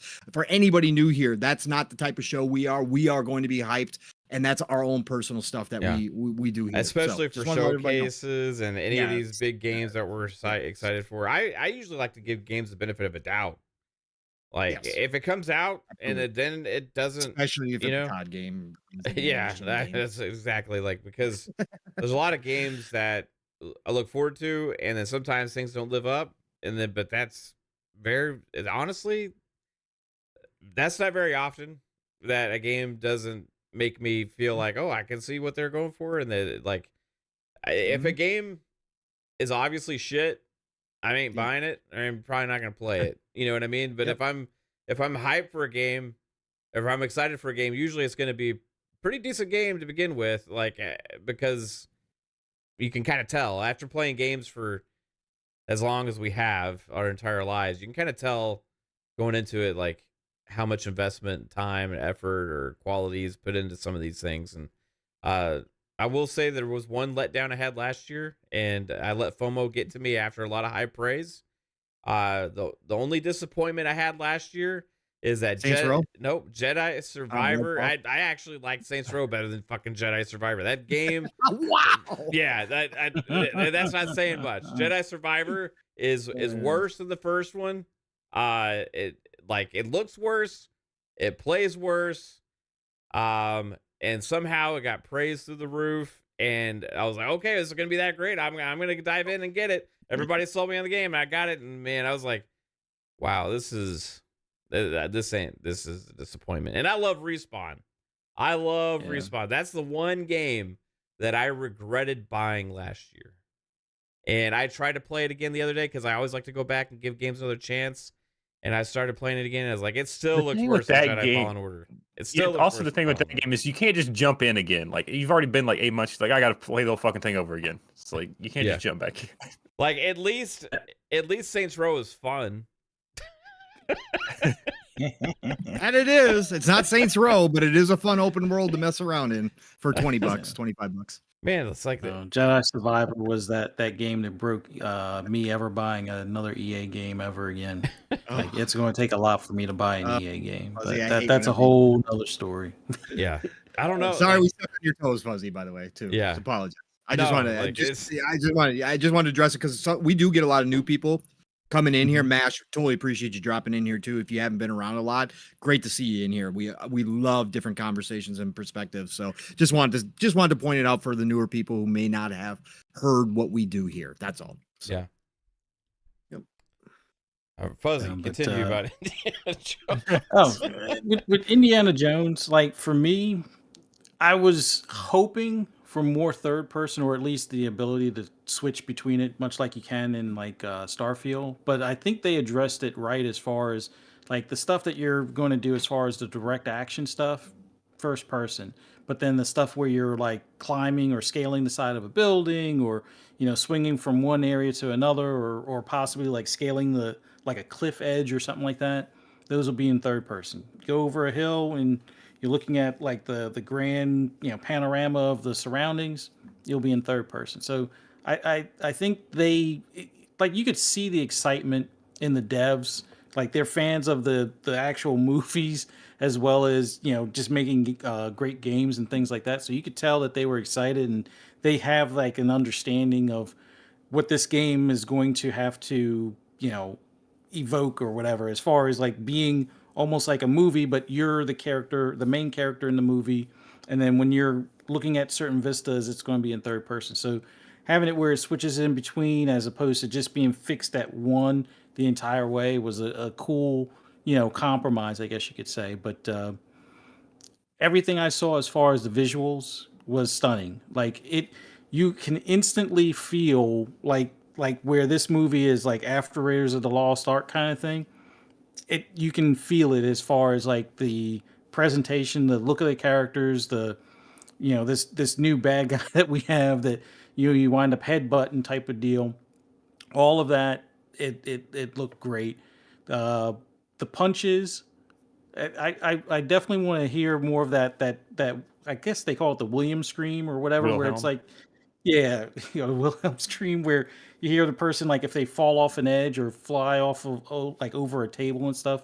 Definitely want to hear more of that stuff. And then seeing the fact that you can put like target the whip at their leg to like trip them up, or pop them in the the center of their chest, or like right in their neck and stuff like that, and they go to like hold their neck after they got popped in the throat.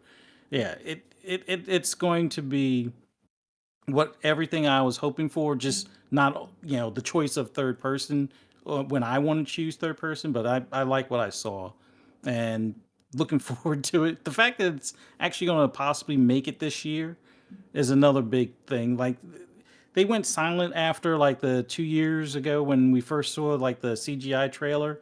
There was just basically like a table and some of his belongings. But the fact that this might come out later this year is amazing to me. Like it goes to show that they've been cooking for a good bit, but definitely looking forward to it. But yeah, everything I saw, I enjoyed. The level of detail was up to what I was hoping for. I just think the only real downside is not a firm release date, but just release year. But considering everything else Yeah. that we're going to have on our plate this year, that's fine. So, Yeah, we did only get one I'm looking release forward to date, it. right? So we got Hellblade 2, which Hellblade was 2. already rumored. We got a couple games for fall, summer, went for summer, and then also Indiana Jones, which is just unknown right now. But it said 2024. So that's a full slate for first party. But they have even more. Towerborn, they have Flight Sim, 2024.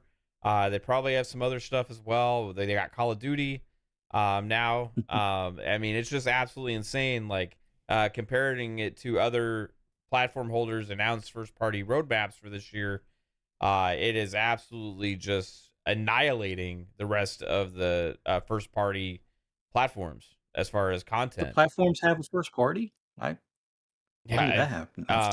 I think Nintendo's holding back announcements, obviously, for when they announced the Switch 2, right? Yeah. And I honestly couldn't even tell you some of the other stuff that maybe already announced that's coming out this year or whatever. I don't think there's a lot. Nothing really big and exciting so far. But once they announce the Switch 2, I think they're probably going to have a couple of surprises for the launch of that, like just typical. And those will probably be big games, right? I'm Mario Kart 8 again. Is it Metroid 4 or something? Maybe Yeah, that's that's been finally. announced for like 10 Yeah. years, so it might come out. And PlayStation just really doesn't have a lot of first party high excitement games this year. You know what I mean? Like and at least There's the announced Jiggly right Burger now. Concord. So it's just interesting. We'll see what Concord is. Maybe I don't even know what it is yet. Do we The actually fast know? food battle royale. Does anybody here No, I'm actually just know kidding. what Concord's Yeah, they said it was a gameplay is like? FPS. I know I don't- that, but like what does it look like? I don't even know I couldn't even tell you what the game's actually going to look like whatsoever. It's going to have fast food in it. Now, to be That's fair, all we we didn't know. know And it's in space. we didn't know what Indiana Jones was going to look like till yesterday. It's a right? PvP multiplayer FPS from Firewalk. That's, I think, all we really know. Like, Is there game wise? Is there anything exciting about anything relating to Indiana? I mean, just like the people that are making it, they're a bunch of former Bungie talent, but Okay. I mean, Right on. That maybe could get me excited. We'll see. I have hopes that they have some good games, but right now it seems so lopsided, and it's interesting, and maybe that's why they're clamoring for Indiana Jones so badly. Like, I didn't see a PlayStation logo. Did you see a PlayStation logo? I did. I didn't see one. The first couple weeks of this year, right? Like everybody was talking about Xbox going third party, and all this kind of stuff. Articles written about it. There's even more stuff I saw today. People talking about it and all this kind of stuff. But like, they have exclusives, and they have a lot more exclusives coming. Even if they do end up doing some of this other stuff, it doesn't take away from all of this. This stuff matters. It really does. It's big. What was y'all's most impressive game shown? I want to ask Fuzzy first. I still lean towards Hellblade 2, just from a visual standpoint. So a little bit more of the combat and how it's meant to make you feel like you barely survive the encounters and things like that. So overall, that one is the most impressive. But we're talking about it's just edging the other ones out. Like Indiana Jones, the fact that it has the look of Harrison Ford and you got Troy Baker sounding like Harrison Ford, and it feels like what you would see in the movie kind of thing. Yeah. I think that sold it for me. Like I wasn't quite expecting that. I was expecting, maybe it's an Uncharted clone with Harrison Ford kind of thing, but no. This is like the movie that you are actually participating in, and it's got cinematics mixed into it, type of thing. And Avowed showed up well. Like, I know some people don't necessarily like some of the art style stuff or art direction choices as far as the color, but for me, like looking at like the volcanic area where it was like dark, but it had like purple undertones and things like that, that was pretty cool. And just the level of detail, like the skeleton in the side of the mountain and the waterfalls and stuff along those lines. So from an environmental standpoint, it was great.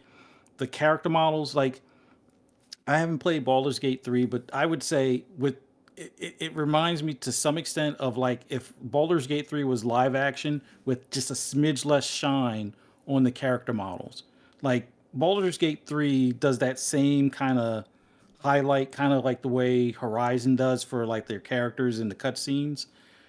Take some of that away or take some of that back a bit, and that's what you kind of have, but it's live action. And I like the fact that it's not a turn-based game, and it still has the magic, although it doesn't have like the startup like what we saw in the first CGI trailer, but you do still see some of the hand magic where they have the green and the like does that uproot thing and it stops the enemies, or points down and it's like a purple circle that shoots like purple star balls at them and stuff, and then they're dead or whatever. But all of the games there they showed were impressive, but I would say it starts with Hellblade, and then it's probably Indiana Jones very close behind it for me, and then Avowed like inches behind Indiana Jones.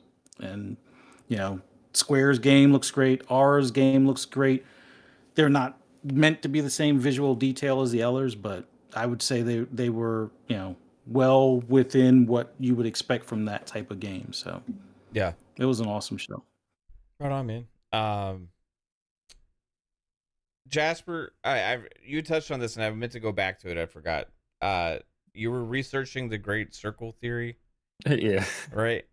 Did you find anything interesting relating to that? Like, I wanted to ask because, like, I found it interesting that Indiana Jones, like, is that true? Like, if you do the circle thing around the world? Yeah, that's there's like I think it's 21 or 28. I can't remember the exact number, but it's like certain ancient locations all line up, and then if you like measure the distance, it's all equal to a certain theory that's like a universal principle. So like even the spiral galaxy like has the same like what's the word, like pattern, I guess, of like numbers or whatever, like if you measure all the spirals on like a galaxy stuff. So it's like a universal constant that just keeps growing. But they managed to put all these ancient sites thousands of years apart with before we even had like phones and stuff. It's like, oh, we're just gonna build a fucking pyramid on some random island, and it coincides to happen to be the exact same distance we need. So shit like that. Yeah. Interesting. So I noticed also in the Indiana Jones trailers, they mentioned like the multiple locations too that we're going to be going to. One was like with the Great Pyramids. One was like in the Arctic, it looked like, or something, or Antarctica maybe, or something. I think it's the Himalayas. The Himalayas. Maybe. There was one that was all icy, right? And then there was Rome, obviously. So yeah, if you go to the website, it says they're going to the Vatican, which doesn't align with the Great Circle, but I'm assuming it's probably just like a long travel, like he's looking for something. He's going to the library, I'm sure, in the Vatican that holds the vault holds a lot, not all, because a lot's been destroyed, but a lot of secrets that nobody knows. So yeah. There are certain locations that it mentions in the website that's like, well, that's not part of the circle, but he's probably just getting information to go somewhere else or wherever his adventure leads him. So, but there was some, I forgot the place, but it started with an S, but that's on the Great Circle line. Right. That he's going. So I'm sure there's going to be some kind of supernatural aspect to all of this as well, because that kind of lines up with Indiana Jones, right? Like he's time traveled. He's been on an alien spaceship. He's had his heart ripped out of his chest. You open the ark and some fucking white light comes out and sucks your soul into it. Yeah. So. Yeah. All this stuff's arc melts faces, all these kind of things, crazy stuff. So I can't wait to see what they come up with this involving the Great Circle as well. So, yeah, I think it's going to be something to do with like origins of humans and stuff like that. it's going to touch on things like that. But we'll I guess have to find out. It'll somehow link to Starfield. Yeah. Starborn. It'll be freaking amazing. Yeah, it's a connected universe. Yes. Indiana Jones is a He's Starborn. he's gonna like find some secret box and you open it. It's just like the Starfield like new universe from it. Right. It'll be freaking amazing. Bob, what's your most impressive game? I think most impressive, like Fuzzy was saying, is visually was definitely Hellblade 2. I think that Avowed shaping up really nicely, a little bit differently than what I expected, but I feel like I am excited to get my hands on it and see how it plays, and that's probably my most anticipated game. And then I do think that Indiana Jones was the biggest surprise, just the fact that I am actually excited to give it a shot now. When before actually seeing it, I didn't really care either way, like whether or not it was coming. I just thought it was cool that we had the IP and the opportunity, but it's just obviously everything was hype. Also, Visions of Mana like definitely looked like a really, like I haven't really paid any attention to the series before, but that looked really cool and a lot of fun to play as well. Yeah, right on, man. So I want to talk a little bit about Avowed. So Pong, you were talking about some of the other stuff you saw today with some of the reactions from things about Avowed. I know that some of the initial reactions originally from Avowed people when the last time we got the gameplay trailer, and people were like, "Oh, it's not what I expected," or kind of people were complaining about it being too colorful or some of the animations and stuff like that. And I saw some of that last night too, right? But you're saying you also saw quite a bit of the opposite as well. I personally thought it looked fucking great. It's my most anticipated game here. Amazing. Thought it showed really well. I loved what I saw. But overall, what did you see from the overall taking everything in? Well, we talked about it last night that, what's suddenly changed in gaming, that some of these, really love studios, all of a sudden they put out, games in 2022, 2023, and 2024, and suddenly they're not good enough anymore, right? Why all of a sudden the shift? Well, I think that obviously there's still a lot of that nonsense out there about Avowed. And again, I'm not talking about just people that have direct criticisms or that, Obsidian doesn't make games that they enjoy, or they, that's all fine and dandy. If it's not a game for you, that's cool. I'm not here to tell you got to like games. I'm never that guy. But what I think happened today, Mav, is there was a couple articles, PlayStation centric articles out there that were saying this is a game that PlayStation should have, right? That it would be great if Avowed came to PlayStation.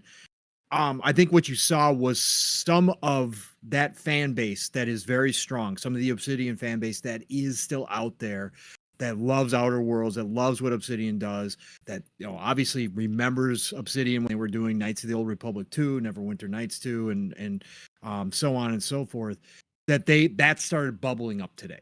And that there is still a lot of appreciation for what Obsidian does, and that there is a big group of us that looks at a game like Avowed, and like we talked about last night and was brought up, like if you want to have a criticism, like the AI didn't look the best, right? The movement of the attacks on you from the enemies didn't look great per se.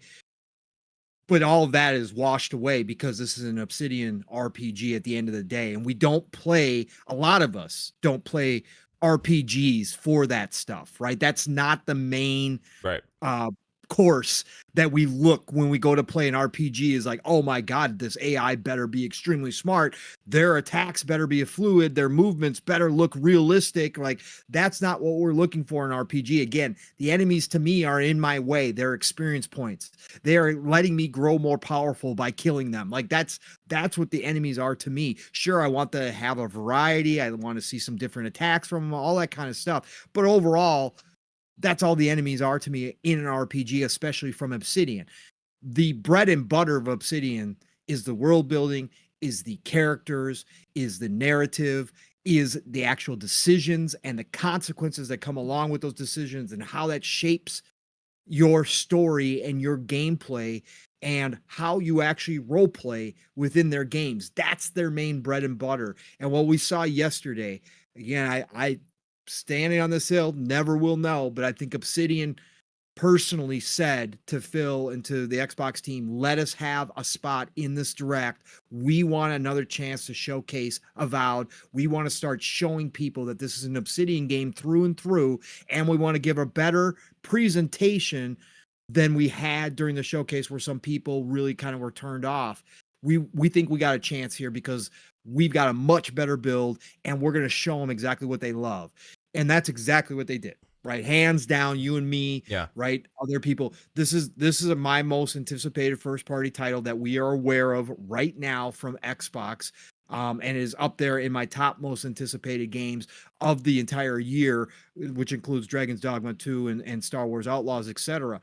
So they came and they delivered exactly what I thought they needed to do to get back on track. And I think today, the conversations that I was seeing, the people out here saying, oh, I love Obsidian. This is what I wanted. It looks great. People were getting slammed by saying it looks great out here. Some people who are not just Xbox fans, but are actual people who just game everywhere. They were stating that and people were slamming them for it. But I think that's, again, the fan base, the Obsidian fans that are bubbling up saying, oh, no. This is exactly what I was expecting from Obsidian, just like we did. This looks great. Right? This looks fantastic. I'm loving the different environments. I'm loving the decisions and the consequence that they put into this. They talked about the gray area, walking the morality gray area. They want you to do that. They allow you to do that. And again, of course, as we talked about it last night, giving you the freedom this time, Mav, to play how you want to play and not just being stuck necessarily to one kind of role. If you choose that role, with the different loadouts on the fly that you can choose. So if you go into a battle and you're dual wielding wands and suddenly you feel like you're going to be better off with a sword and shield, cool, switch on the fly to that and, have a different experience. They brought it yesterday. And I think that's now that people have gone back, I think today, slept on it, watched it again in 4K, watched it maybe a few times back, saw the passion from the devs that we did get to see, got to see all the good stuff that I just talked about and that we mentioned last night and people are saying here.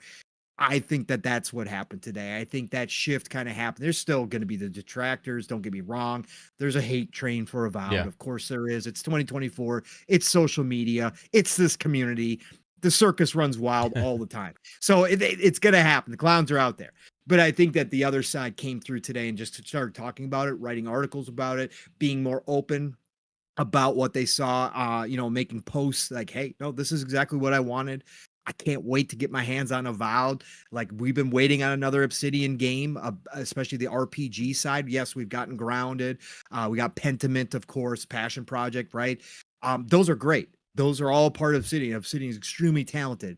But man, do they do Western RPGs really, really well in their version of them. And again, you can call it Bethesda Light. You can say whatever you want to say. They are masters in some of those areas. And in fact, sometimes they wind up surpassing even Bethesda in some areas when they make an RPG. That's why I'm so hyped for this game. And everything I saw yesterday, I was like, yes, and yes, more please. Just bring it on, Obsidian. Let's go. Whenever you guys are ready to launch this thing, launch it. They said fall 2024. I hope it's more August than September, October, but I guess we'll wait and see because I can't wait to play this game. Yeah. Well said, man. I'm fucking pumped for it. There some of the discourse again, like talking about graphical stuff or like and all these kind of things. Like I still just don't understand like that whole mindset just in general. Right, like I expect a game from a studio that's in a similar genre or whatever to look better than the last one that they did. Right, I think we can all kind of assume that. Right, Of course. you always want to move forward. You know what I mean? But also, every game is a little different, and not every game is trying to achieve the same things. And like I'm sitting here watching the Outer Worlds original trailers and stuff like that right now. Right, And it just has too much color. it's I mean, Avowed looks better in a lot of ways. I mean, it's a different setting. It's not space, it's fantasy. It's high fantasy, like medieval style kind of game. But colorful. Both games are colorful. Similar kind of art style, somewhat. Nobody had a problem with this, with Outer Worlds. Nobody. Didn't see anything about this stuff. Can anybody explain to me why, when Avowed actually looks better than their last big game that they did, why it's a problem now? Because it doesn't look like the CGI trailer, or at least they don't see it. That's my best guess. Yeah. And because it's an Xbox. That too. Xbox tax. It's a portion.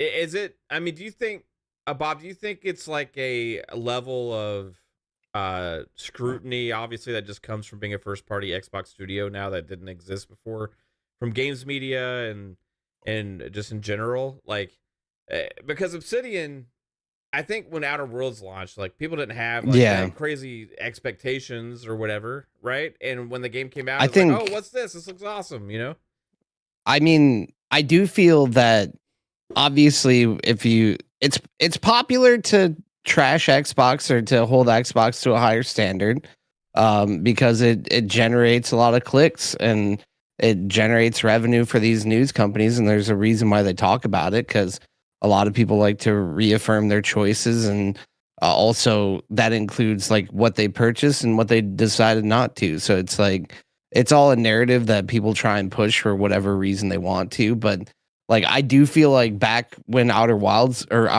came out as well, which Outer Wilds, another amazing game that I originally played on Game Pass, one of the best games ever. Everyone does that with it. But Outer Worlds, like I do remember that there was some pushback then where people were talking trash on it just because like that was around the time that they got acquired, and that it wasn't quite as complete of a game as people wanted. Like, which I mean, honestly, I feel like the way I feel about at least Outer Worlds is that it kind of is one of those RPGs that's not just a never-ending game. It's like it's a contained experience to a certain point where you can get to the end of it and like look back at like what it is, and it's not like you're just trying to complete every single thing you can. Where I feel like Bethesda games are a little bit more open-ended, and sometimes I get fatigued on that. So it's like it's not as big of a world, but I do feel like Obsidian games do a good job of like compartmentalizing those things. And then as far as like the outrage that people had, like I feel like people are way too married to the idea of like, yeah, this presentation that this company came up with like 5 years ago, or when did the original teaser come out? Like I can't even remember exactly what year. 2018. Avowed, yeah. Yeah, so I'm not completely off. No, Thank God. 2020. Yeah, no, was it 2020? Okay. Yeah, All right, it's 3 years ago. But anyway, like I feel like that looked really cool, but at the same time, like it just goes to show that like games, everyone knows that games and art styles and things can change over time, and like the team has made a choice for whatever reason they want to, and the game is still like at least 8 months away, if not 9. Like fall is 9, so it's like I think people are just still, it's just not really a good faith argument a lot of times because we haven't really seen a lot about it. Like that was one of the first times we saw the gameplay. Yeah, it kind of sucks that there's less of like the floating in the air magic, but it looked like that might have been for specific skills or things like that. I did think it was cool that even though I don't know how I feel about the dueling like magic wands, like, but it at least looked interesting and like powerful. Like it looked like at least the magic attacks. Like I feel like a lot of times, like I might not play like a magic character, like a caster in a lot of games because it doesn't feel like it has like that stopping power. Mhm. When even though like someone in the chat earlier said it did kind of look like you were more bonking the enemies or whatever, like yeah, real time damage would be cool to see, but it still looked like you were having like a just as strong of an effect if you're using like a wand or a gun or like switching between it. Like I think we saw a lot of really interesting mechanics that at the end of the day, if it's fun to play, I don't care what it looks like. One of my favorite games I just got into recently is World of Warcraft Classic, like Season of Discovery. It's like it got updates, but it's still a 20-year-old game. And when I'm playing that game and having fun with my friends, I'm not worried about what the game looks like. I'm immersed in the experience of becoming a powerful wizard, trying to get more items. And that's basically what you're going to do in Avowed by yourself, is be hopefully immersed in a world where your choices make sense. And like I remember last podcast, Pong was like temper my expectations on the size of Avowed, but like the fact is it's going to be a world that you can go back to and enjoy or play differently. And the fact is, if these games are too big or like trying to meet everyone's expectations, like you might not get as many chances to do that. Whereas like some of the smaller experiences, I've enjoyed the fact that I've played them different ways. But getting back to it, like, yeah, there's a lot of things to potentially enjoy about this game. And Obsidian is a studio that delivers quality and has nothing but more support for their games now than they have ever before. So I'm willing to wait and see what they come up with before I get upset about anything. I just think it looks cool so far. But it does seem like a lot of manufactured arguments coming up. Yeah, the thing that's weird about the Avowed like arguments going around, like a lot, it doesn't seem console war. Like a lot of like arguments we see seem like a console war. The Avowed thing seems a little different. It seems like it's just like kind of casual, like hive mind mentality more so. 100%. It's just like some guys like expect it to be realistic. And it's like, yeah, I did too. I wanted it to be realistic, and then everyone's like, it's not realistic rage. It's not like console. It's not like. But that's 100% where I'm going with like about Outer Worlds. Like that was not. I didn't really see that much of a conversation about that when that game came out. Like there was never expectation or like what people wanted or any of that kind of stuff. And like people praised the game. It reviewed well. It was a great game. And like a lot of the same kind of stuff people are complaining about this game was in Outer Worlds too. Right now, you know what I mean? I mean, people are look at fucking Power World. Pong's probably gonna give us an update here in a minute. That's a fucking game. They're still playing. Getting ready. I was getting ready. 532,810. They are under 7,000 away from surpassing Counter-Strike 2 today as the most played game. Right, 24-hour period. And they are 17,000 away from surpassing Baldur's Gate 3's all-time peak. Wow. That's ridiculous, bro. Yeah. Ridiculous. That's just last year, too. Yeah. Dang. So I get what you're saying, Jasper. Like, there's... I think sometimes, and I kind of went on a little bit of a rant last night on PM of the PM about this, like, about this mentality. Oh no, never mind. Sorry, let me correct that. No, Baldur's Gate 3 did hit 875 at one point. Let me correct that. I was looking at PUBG's 24-hour period number anyways. So yeah, they're about to surpass that as well. But no, Baldur's Gate 3 had 875. I thought that was a little off. This has been a Power World update correction by Pong Soul. Apologize. Yeah. Apologize. PUBG's wasn't that was like 3 million? I'm looking at the 24-hour. This has been another console correction. 3,200,000 was their all-time peak. I'm saying they're about 17,000 away from passing PUBG's 24-hour peak right now. Okay, I got it corrected. I'm getting a little excited here. I'm just watching these numbers grow. It's amazing. Let's go. Fucking go. Game of the year 2024, Paul World, and I didn't want to play it. I didn't even want to play it. So overall, like in the graphics conversation, right? Like, is there? Do y'all think there's sometimes too much? Like, I want games to look great too. Like, I love great graphics and all this kind of stuff, right? But a lot of the times I see people complaining about them, I still personally feel like these games have great graphics or look really good, and I'm like, don't understand what exactly people are expecting or wanting, these games to look like and to be like. And at the end of the day, we have a lot of different varieties of video games and different art styles and different ideas and directions that these games are all going. But I generally, it's been something that I keep seeing more and more the last couple years. And I don't know where that really is coming from. I do see more of it targeted towards Xbox games, when other games, like I just talked about Jedi Survivor, I actually like, I'm not trying to just pick on that game right now, right? But like literally I went back and after I started playing Jedi Survivor at launch, now it's a little bit better now, right? But I went back and I played a little bit of Fallen Order on the Series X. And there was literally like effects that were happening that you didn't have happen. Even Modern Warfare 2019 looks better than the newer Modern Warfares. Right. And in some instances, right? Yeah, for sure. So there's certain things where it's like, I get it, but nobody talks about some of those, right? Like scenarios or whatever. Everybody complained about Starfield's facial animations, right? The one I talked about before, like I came across when I was replaying Jedi Survivor a little bit, came across a NPC or character that's in the story that you talk to, and like I'm like, whoa, that's pretty bad, but I didn't really. That's not what's keeping me from enjoying the game. It's more or less like, it's like, just I don't know. It's something about it. It seems off. Like going back to play Fallen Order, it seemed like it's just more solid and complete, and like even the graphics were a little bit more better, and it just had overall more polish to it. Like there was effects, like if you swing your like lightsaber at a door, like it'd be like leave marks and remnants and stuff of it, and like that didn't happen.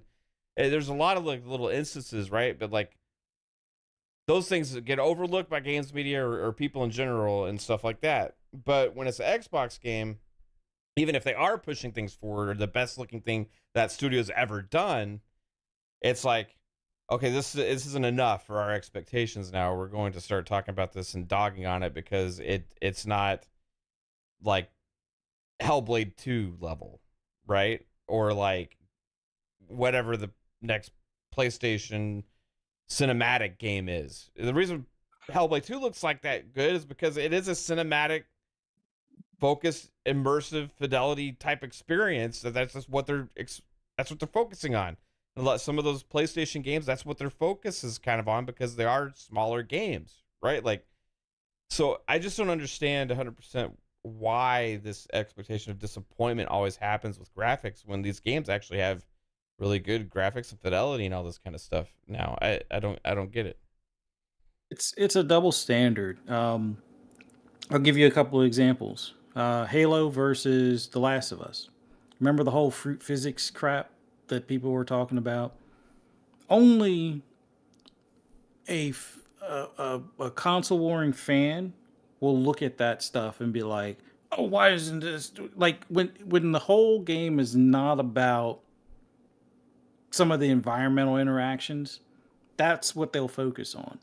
They won't focus on the actual gameplay. They won't focus on the gunplay or any of the stuff that matters for that game.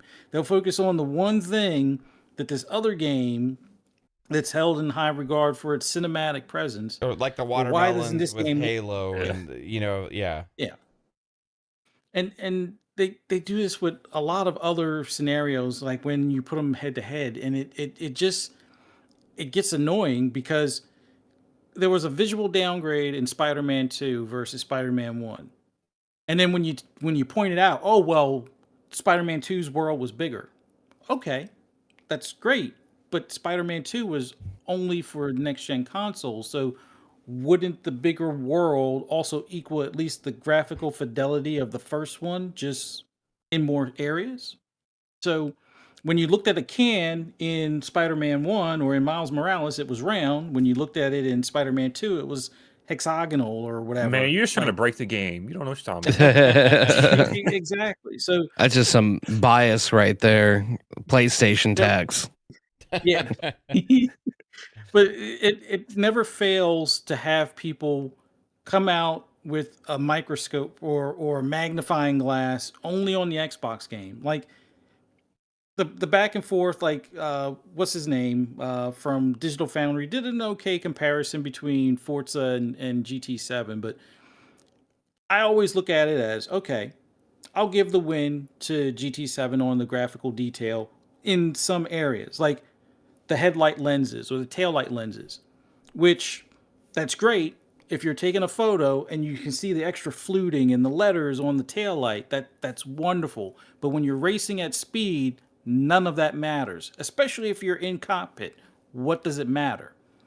Those are the things that are funny because they won't focus on But if the I'm fact always that in the the other back of game the doesn't race, I'll see have the double headlight. file. Well, every race except for Formula One starts with a double file rolling start. GT7 doesn't have that. They don't focus on that because they don't care about racing. They just care about looking at the taillight when they take that picture that is up-res when you're in photo mode or in scapes. They don't focus on the actual gameplay or what the car feels like on track. No, they want to talk to you about, well, the detail on the dash is better in this game. Okay, great. Does the handling of the car feel better? I don't know. It's always pick on the Xbox game because it doesn't have this level of detail, but it's more fun to play. There's less button prompts that pop up on screen, less of the quick time action stuff. But nobody wants to talk about those things. I would just say, from my standpoint on the whole Avowed thing, it looks like an Obsidian game that took a step up from what it did or what they did with Outer Worlds. And I'm assuming Outer Worlds 2 will take a step up from Avowed. It's a fantasy game. Look over at Baldur's Gate. Look over at Skyrim. Skyrim's a much older game. There are tons of mods out there to make it look, better or more like a current gen game. My eyes, I can still see it's not a current gen game. I look at Avowed, I can tell it's a current gen game or next gen, as in Series X Yeah, and S, not Xbox That's One. a great point. 'Cause, like when I was watching back the other trailer the other day on the solo stream, I kept pausing it and I was noticing all this little detail and stuff. Like there's a lot of detail in even that first gameplay trailer. Yeah, you can see like the stitching and like the leather Yeah. and like the clothes and stuff. The It's like- textures are fantastic in the environment, the wood, and, like all these different things. Like there's a lot of detail, but it's in an artistic direction that people see as like unrealistic, right? So it gets overlooked as like or bypassed as like because I don't like the way nothing's this looks. that purple out in nature. It's like okay. Right. Yeah. So I don't know. It's just an interesting thing. Like I've noticed a lot with the discourse after these showcases and these gameplay things. It's like, oh, this game looks mid. This game looks like based on what? Like tell me what that is based on. Like how does this look mid or trash or whatever? Explain yourself. Because it don't have Spider-Man in it, bro. Have the ability to enunciate an opinion about the game besides using one word. Mid, meh, trash. That game didn't look that great. Well, another Why? example. Tell me, please explain. I don't fucking stand you. That is not an opinion. That is just you looking at something like, oh, I don't like. I go Twitter. Oh, mid, trash. I fucking imbecile.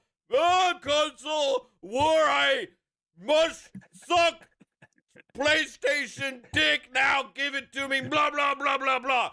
I don't understand what the fuck is going on with some of these people out there, bro. It doesn't make any fucking sense.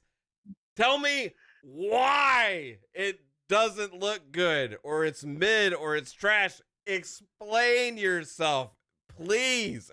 Please. It fucking doesn't make sense to me.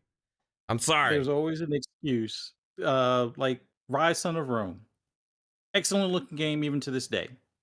What's the complaint? Since it looks good, well, they repeat the enemies too much. Let's fast forward to God of War 2018. How many different enemy types are there? There are less enemy types in God of War 2018 than there are in Rise Son of Rome. Does anybody talk about it? No. Because, oh, well, it's God of War, not Rise Son of Rome. Yeah. But it's whether you want to call it disingenuous or just nitpick to nitpick because it's not on your preferred platform. I look at it, I try to look at it since I have both boxes, although one collects more dust than the other one. I try to look at it from the standpoint of, okay, what is the big call out on this game? Yeah. Oh, well, it's too colorful. Well, look at it on an OLED with HDR. I some games you love the fact that it has that extra color and HDR pop. Other games it's like nah. I want everything bland so everything looks brown and gray. Okay. Then turn down the saturation on your TV. It's easy to go into the menu and do that. Maybe they'll even have a setting in the game to do that. I don't know, but I always care more about the actual fun of the game. If the visuals don't look like little jaggy edges everywhere and the game is fun to play, that is more interesting to me than, oh, well, it has purple where I'm not expecting to have purple because it's a fantasy game. I don't know. It just it's silliness because it's not on their preferred platform. I mean, that's how I look at it. Maybe they're genuinely opposed to color. Maybe they're colorblind or they want everything in black and white or games to just be mud brown, stone gray, pitch black, sparkling white or whatever. Whatever the case is, if you could take away the platform listing, show the game, I guarantee you they would have different takes on some of these things until they find out that it's not on the platform that they either currently own or prefer. Yeah. That's just my 2 cents. Yeah. It's just a thing. I don't know. I don't get it sometimes. Like I see like a lot of these opinions that aren't really opinions. It's just like overall just a statement, and I don't I see a lot of that after these things, and it's like, and it seems almost like just an attempt to try and suck the soul out of the enjoyment of people that are excited for these things, right? I know y'all probably thought I was gonna say suck something else, but no. But anyway, so what I know we got one more game to get to here, but Hellblade 2. We also had Halo news. Yeah, I know. Oh, fuck. Okay, real quick, Hellblade 2. Do we all like what we saw? Hell yeah. Okay, yeah, we did. And I really think that it's going to be probably a special game. That could be a game of the year contender as well. Honestly, could. Because if they're going and kind of doing the same experience that they did last time, but ramping it up to another level, the first game was really well received, and this is that kind of thing that these kind of people are asking for, right? I think this game could be like a critical darling type game, so we'll see. But I want to get to something else with the before we get to the Halo thing real quick. I want to get to something else that we saw at the showcase. Now, Bob, you said this earlier that we were talking in the DMs about it. There was a little bit of a potential tease or maybe a leak that could have been potentially placed there on purpose or accidental, I don't know, at Machine Games, right? Because they had like a whiteboard, I believe, and Yeah. and it had AKE6, And then you saw like almost like the Quake logo. It looked Right. like it was cut off a little bit, but yeah. So, and then it was like kind of cut off on the screen, right? So, Yeah. by assuming obviously that is Quake 6 with the Quake logo, right? Is this first off? Is this something that we think was just leaked? Is secondly, would that Machine Games be the lead developer on, or would they be helping id be the development on it? Like, it was Quake 6 just kind of unofficially leaked at this Dev Direct. Like Phil said. Oh, I'm sorry. No, go to you're Pong. fine, Fuzz. to Go Pong. ahead. I was gonna say, like Phil said, things don't just happen just because there's a Yeah. reason why he either says something or does something. So Yeah, What happened to Quake 5? There's no Quake 5. they're going right to Why would- 6. It's like Okay. Goat Simulator. yeah, They're like, we like what we did there. And Which- Pong, didn't they do that with Windows 8 to Windows 10 as well? yeah, Yeah. they're just like fuck 5. Pong, do you think there's anything to that? Of course I do. We've heard rumors of Quake coming back, right? So it makes a lot of sense. We got the remastered game. I think the push to bring Quake back was long ago started, and I think that obviously, if Machine Games is lead developer, or if they're helping out on it, or whatever the case, because we don't know what id is working on. Obviously, some of us speculated that maybe id was doing the Quake reboot.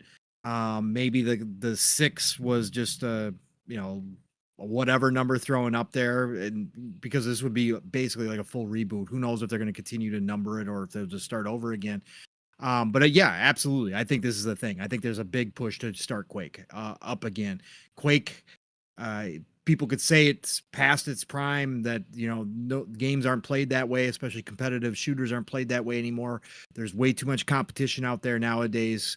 Quake, why would you bring that back? Because they still have QuakeCon. Okay, QuakeCon is still a thing, folks. They still use that name, and that name still has power to a lot of people. And if they fully reboot it with all the lessons learned from all the decades, right, and knowing how to position it within the marketplace nowadays in 2024, you've got no better teams there than id, than Machine Games, to be able to pull that off. So if they want to reboot Quake, I am all for it. Even if maybe they don't necessarily stress the competitive side the way that Quake used to be. Maybe they stress more of a Doom style game where it's about the story and it's about the experience. They can go that route. Quake's got a great story too. So I just think the name's important. I think the game's important to the teams, and I think they are definitely going to reboot it. And if Machine Games, if that's the other project, because we've long believed that a lot of these teams are working on multiple projects at the same time. It's not just one it's not just one game anymore. These teams are expanding. These teams are growing. It might be all hands on deck to finish a game, but that doesn't mean they're not working with a small team in the background, or didn't have it split at one point during the production of maybe Indiana Jones. Maybe it was closer to 50-50 and the other team, and then they slowly, gradually moved everybody over to finish out Indiana Jones. However it works, we know most of these dev studios have multiple projects now. So yeah, it makes total sense. I'm all on board with this Quake rumor that's happening. And Yeah, as Fuzzy just pointed out, I don't know if they meant to have that, but again, these teams know how the community is. These teams know how everything is picked apart in every single freaking video. Could have been left there in the background on purpose as an Easter egg. Absolutely, as a tease. I think we hear about Quake maybe during this year's QuakeCon. I think we definitely have a good chance at it. yeah. We actually thought they might announce that last year. We did. Yeah, we did. So, yeah, if id was working, because we don't know what id's working on. If they are working on that Doom game that was in the roadmap, then that makes total sense. But Right. id has been quiet for a very damn long time now. Like, we know that team's working on something big, whether it's Doom or whether they're rebooting Quake with the help of Machine Games or whatever. But yeah, something had to come, because there was way too much smoke last year that Quake was coming, that there was something there. I think this is the year. I think we see it. yeah. And just for the audience here who hasn't seen this, and there it is on the left side of this image here, and you have AKE6 Maybe they're working on Alan Wake 6. logo. And obviously the rest of the stuff looks like it's to do with a puzzle, for Indiana Jones, right? Potentially it looks like drawing potentially like a And that's the old Russian flag. That's just the sickle and the hammer. That's all that is. yeah. We're totally wrong. No, yeah, it definitely looks like something. So yeah, it's just interesting. I mean, maybe that's what we'll get. We've been speculating for a while that would be the next big id IP to come back. Yeah, Caitlin's right. It could be Cake 6. Maybe Could they're be making a baking game. Cake 6, maybe. Maybe. I want to go to Bob on this next one real quick because this is a Halo thing, right? Yeah. And you big Halo fan, you stream Halo quite a bit as well. You're going to be streaming Halo tomorrow as well, I believe. Yeah, right? we're playing Halo Customs tomorrow. If anyone wants Yeah. to come join, 10 o'clock Eastern time. Might be joining you for that. I'll talk to Kate. Hell see what yeah. we're doing at the time. More the merrier. So today they had a update. The first content update video that they've done for the year to announce the new content, and I think it's coming later this month. I think January The 30th. 30th. Yeah, right? on the 30th. So there's lots of little things here. There's a new map. There's more armor stuff they're doing. There's new armor core. There's new customization for the armor. They talked about reworking playlist stuff. They talk about doing Halo Championship Series stuff. And there's lots of little different aspects. There's new Forge content, bringing in Covenant to Forge. So there's lots of good stuff here. Lots of great content. So there was a couple of the biggest things I think that came from this though was at the end. So two main things. They did say that they have a great team that's going to be continuing to support Halo Infinite with all these updates and stuff like that. But they're moving away from seasons, going into just content updates instead of no more seasons, right? And they said, and they kind of compared it to Master Chief Collection with how they've been handling the content updates on that, which I'll have to honestly say has been magnificent. Yeah. At least early when they were trying to really rebuild Master Chief Collection and fix a lot of it, there was just insane amount of content updates. And this is already content update number 29, they said. Mm-hmm. So for this game, right? So they've been doing a really good job, especially the last year and a half or so on Halo Infinite with content updates. So I think that's going to continue to happen, right? I think it's interesting they're moving away from the season thing.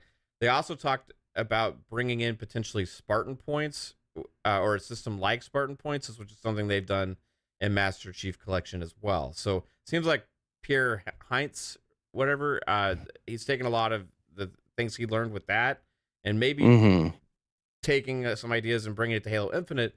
But so there's that, and it's also kind of maybe because seasons are gone, maybe spelling the end of as heavy of support for Halo Infinite as they had before. So that would be the downside, right? But the silver lining, they also mentioned that they're growing their team again, and they have projects in the works. That was plural. Different Halo projects in the works at 343. So they're working on those. They're growing their team again. They're building up. This probably also has something to do with Certain Affinities thing is working on. I'm sure some kind of partnership, at least on one of those projects. Halo Infinite, is this kind of wrapping it up to be like a end of the game life state with just kind of frequent updates and stuff like that? But they said every 4 to 6 weeks to expect an update. Yeah. I don't necessarily feel like it's that close to ending. Like, I just feel like they're kind of changing the way. Like, yeah, it's definitely a different phase, and the further they, like, the more time moves on, like, obviously Halo wasn't as well received originally as it should have been, and there was a lot of stumbles out of the gate. But I do feel at the same time they've, like, 343 isn't the same studio that it was when Infinite was like developed and released. To me it is an interesting change because of the fact that they're moving away from the longer seasons to the shorter time frames, and they really need to deliver on like bringing like more diverse content. Not because one of the big complaints about the battle passes, I'm sure you guys felt the same way, is not only like the time it took to get through it, but there was just kind of a lot of junk or a lot of like duplicate gear, which is like transmogged for the You gotta different get armor both sides cores. of the fucking Yeah. shoulders. It's like, Yeah, you got to unlock one at a time. Like So- Daddy Microsoft's gonna drip feed you. So with these content updates, with like every 4 to 6 weeks, they're doing like new operations, and they're gonna Yeah. have that kind of system, right? I feel like for someone like myself, though, it's like I really love Halo. I still play Halo. Like I want to stream it more often. I just have been doing other stuff, but like I do enjoy hosting custom games, and like there's been a lot of ever since Forge came out. There's been so much community generated content that like if they keep supporting that and making sure that it works, like I feel like this game could continue to grow and find its audience again. But at the same time, in the back of my mind, it definitely makes me wonder what they might be working on. Because I don't necessarily know what could save Halo Infinite at this point, but I guess we'll be able to really tell probably in the next couple of months whether it's on an upward trajectory or if they're maintaining. Because I mean, Master Chief Collection continued to receive updates for a very long time. Still just did one not too long ago. Yeah. Right? So Which I think recently wasn't the big transition though, that they're not having as much support for Master Chief Collection, or that's come to an end and the teams moved over to like working on Infinite, and then also they have teams working on everything else they have going on. I do feel like it does kind of mean that it is maybe a fine, like maybe it's just kind of integrating with ways that those teams are used to bringing content to a game, that and it worked very well for Infinite. And ideally, like if we have a consistent system from like Master Chief Collection to Infinite to where it has a similar feel, like to me that just makes sense. But I still don't think they really know what they want to do necessarily, or it's hard to tell. But I mean, the seasons have been good. I've really enjoyed the seasonal content. I go back and play every time there's a season update. Like I enjoy like the different multiplayer playlists, like especially like the refueled playlist that they released at the end of last year. Like I've been like that's all I've been playing the last couple months. Whenever I boot it up, is I'll play like 5 or 10 matches of like refueled and then like call it a night. But I hope they continue to support it because I like where where it's at. But I just don't feel like they've ever actually gotten their legs underneath them with Infinite at any point to where they really can grow past that core audience. But like at the same time, they're investing a ton in it. Like the esports side of it continues to grow. Like I know a lot of creators that are still like championing the game and growing along with that community. So I mean, if they make the right steps, I do feel like it could be a really good positive change if we're getting more content on a more frequent basis, or possibly adding in like, because one of my concerns as well with the cosmetics was just the cost and the time it took to get the cosmetics in the game. Like I don't feel like I should have to do like an XP boost every single time I play and manage that just to like be able to move through the battle pass and unlock stuff. Fucking Mark 5 armor or whatever. It's Like, yeah, or the armor's so expensive. Like it's not crazy expensive, but it's like slightly more expensive than like Fortnite skins. And I feel like Fortnite for a long time has literally just kind of figured it out, aside from the one really good thing that 343 did with Halo was allow you to keep working on different battle passes. Like you buy it once and you can keep playing it. I don't know why any other company hasn't. Well, I know why they haven't adopted it. It's money, but I think that it should be like illegal to like take away your battle passes. Yeah. But that's a different rant. But it's just, I feel like it could be very positive for the progression, and it could bring in more of those like unlocks that you can get, or the progression that you can get for your building out your multiplayer character and your look and your design without only spending money. Because at the same time, if you feel like you're getting something for free, then you're also more inclined to spend money to support the free game. And I feel like some games like completely forget that, when literally like the game that we mentioned earlier is the king of copycatting. Like Fortnite figured it out a long time ago, and everyone tries to overdo it. and it's just it ends up being a mess. So I do hope it means that it streamlines everything, that we have more consistent content, and definitely the esports side. Like I don't think if this game was dying that there would be such a big investment in esports, because esports like that generally don't exist unless there's money coming from Microsoft to support it. So I feel that it is something that they want to continue building as a platform. And I feel like it's not necessarily as small of a game as detractors would like you to think it is. And it is in a good spot, and it plays well, and it could keep getting better. Like I think we're still in the middle of the life cycle here, to be honest.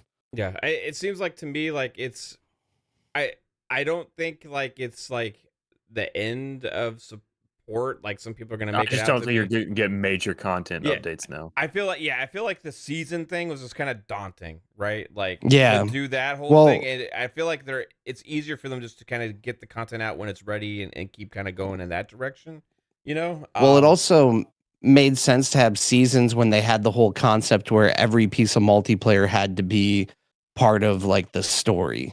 Like Mhm. they've Yeah. moved away from that, and I feel like that's part of what the seasons were about, was like tying no one into gave a that fuck story. about But Yeah. yeah, they I think, completely yeah. scrapped it. Yeah. It's kind of like the core elements are all there for Halo Infinite now, and like they're happy with kind of maybe where it's at, and they're just going to continue to update and support it and fix things based on community feedback and keep shaping it that way, right? With a good solid team there, instead of Yeah. like focusing on like, hey, let's like really like go big on a season and like do this whole thing, like, because that's I think those kind of things take a lot of resources probably, and they're probably just shifting that over to these other projects, right? Like those Yeah, resources, you know. the only problem with that is like I know we're getting one new map with this last season. Like we don't know if we're ever going to get any more maps or anything. Is this a like, Forge map, or is it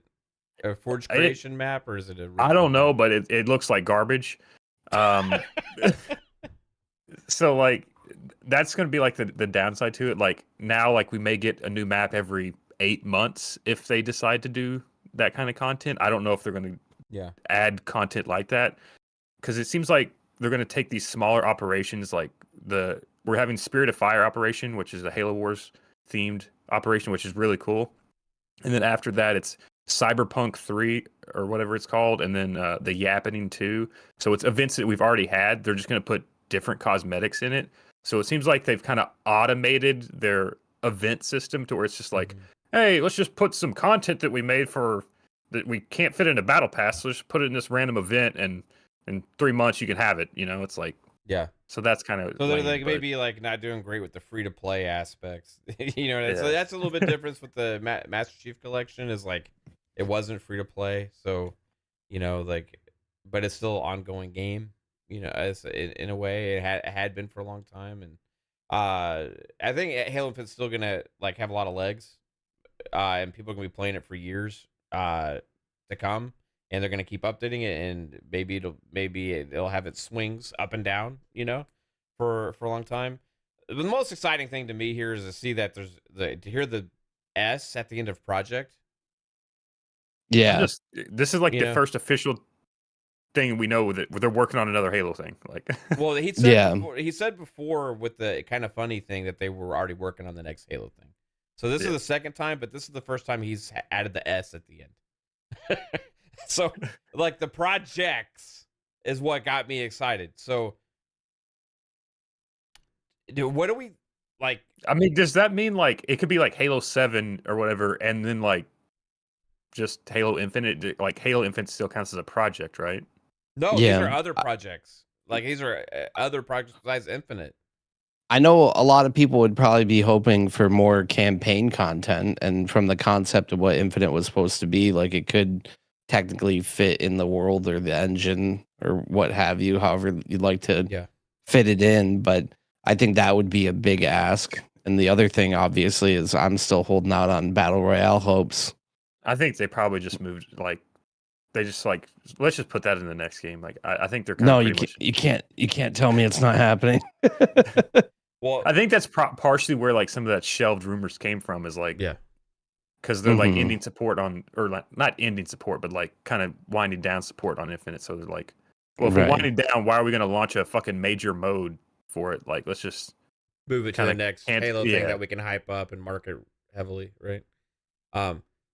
So multiple projects in the works at 343 for Halo. That's pretty damn big news. It didn't really get shouted out from the rooftops today. Besides Halo Infinite, like this is separate from Infinite, because he said like our team, they're supporting Infinite, and then we have also other teams that he said we have other teams now that are working on other Halo projects, and we're growing. So he like, made a call out to like have come apply at 343, So anyway, I'm excited about that. I'm probably not gonna see anything about it for a long time, but we've always said, and Pong, even as the casual Halo fan, right? Even in the past, you said, and you kind of agreed with this, that we felt like Halo needed to expand past just the more mainline stuff. They did Halo Wars before, they did some of the Spartan Assault stuff, but like I always felt like there needed to be more different things out there, There was like more opportunities. yeah, There's limitless opportunities for Halo to go anywhere and everywhere. And again, understanding that obviously Chief is the main driving force behind Halo, and Yeah. obviously it's hard to go away. Every time they kind of went away with it, people grumbled or outright hated a lot of what they did when they went away from Chief. So, but again, that doesn't. There's just so much lore available to Halo. It didn't make any sense Yeah. to not expand it, and they kind of lost. They lost the peak of Halo when they could have really expanded it, but that doesn't mean you give up on it now. It again, it's a Mount Rushmore, of video games. I've always said that even as a casual Halo fan, it changed the gaming industry. It's one of your main pillars. Now, obviously, everything's changed for Xbox. So, is Halo what it was? What does Halo mean what it once did to Xbox overall? No, of course not. Of course not. They've got so much more now. But at the same time, you don't ever let this franchise die. If that means that you take it in different directions, you take it in different directions because there are limitless opportunities to do so. Just because the Infinite didn't hit the way it was supposed to, they fumbled it, doesn't mean you just drop it. Could it take a break? Sure, it could take a break, but if you're going to take it and have multiple projects, as they're saying now, and you're going to take it in new directions, this is the time to do it, because basically you have a clean slate now. You have a clean slate.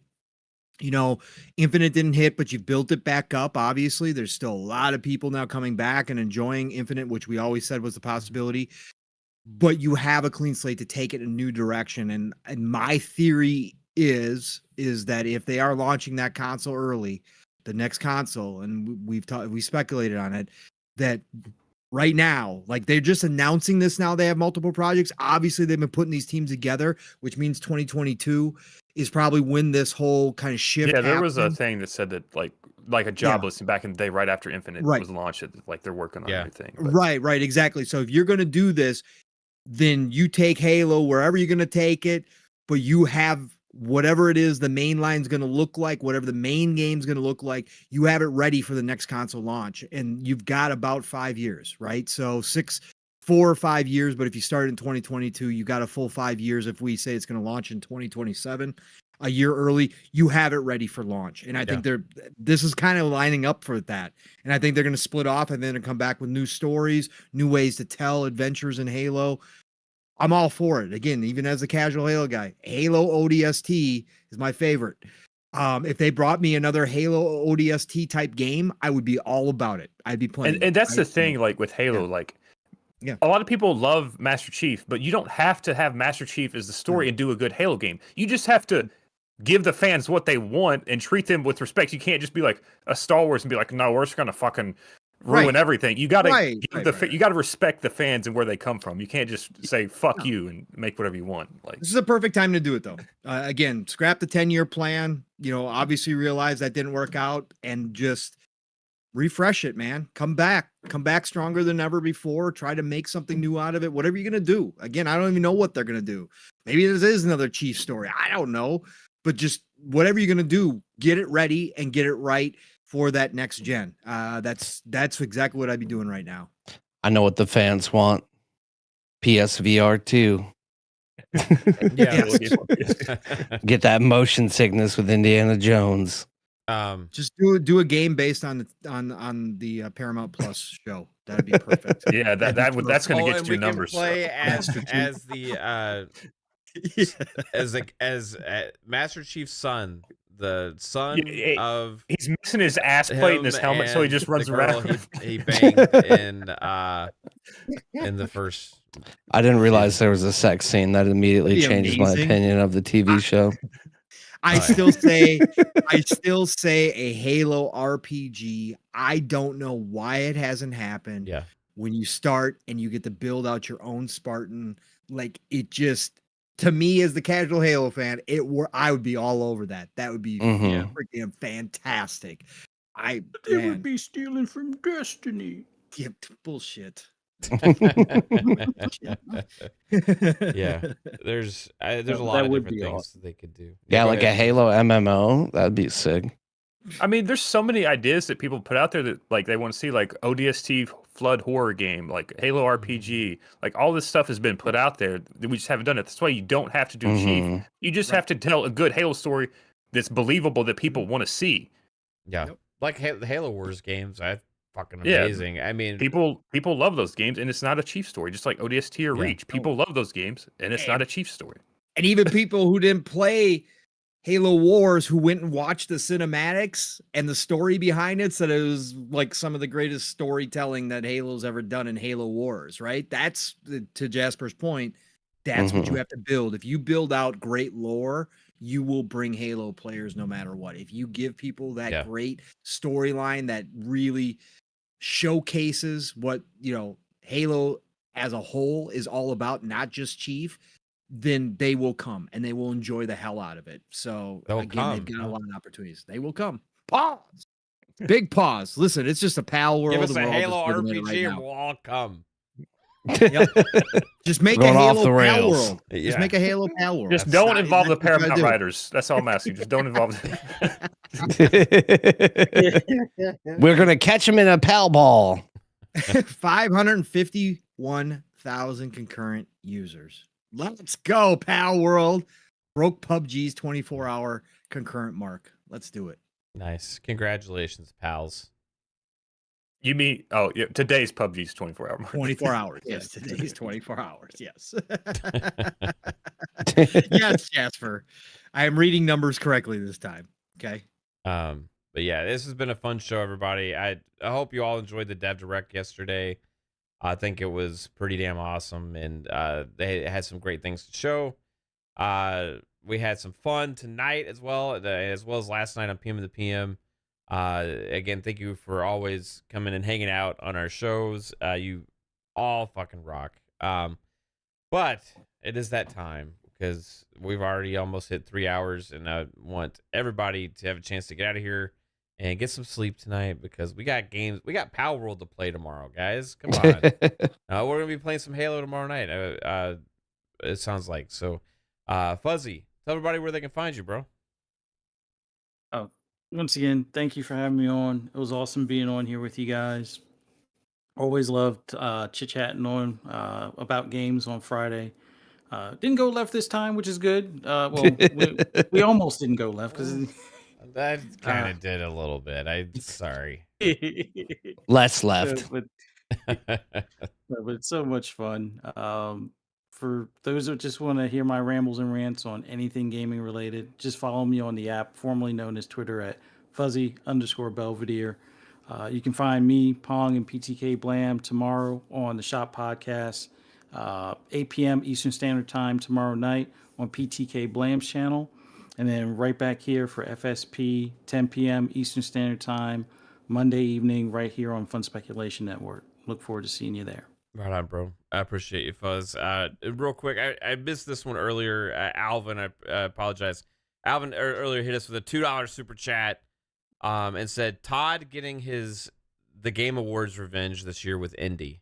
Oh yeah, yeah. Indy will be there. Todd's gonna be there and get to walk on stage and smile and talk about Starfield Freaking while he's amazing. accepting the They'll Indy. bring Harrison Ford out on the Game Awards stage and he'll give like a 10-minute speech. Yeah, and maybe they'll get an award for best ongoing game when for Shattered Dimensions or Shattered Earth or whatever it's called.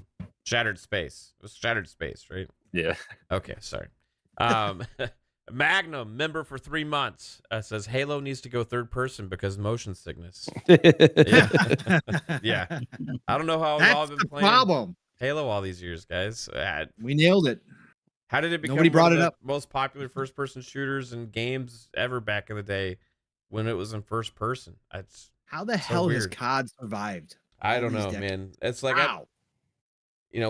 I get so woozy every time I play it. I just get woozy from existing. I want life to be third person, Yeah. you guys. When I get motion I sick, get car sick I just racing in Forza. yeah, I get motion sick. You can I get just you can switch get over some to VR Fortnite, goggles, get Bob, stabilized. and then get like a GoPro attached to the back. Yeah, of your head. yeah, that'd be fun. I just need if I had $2,000 to waste, just imagine the things I would I'm gonna live my life in third person.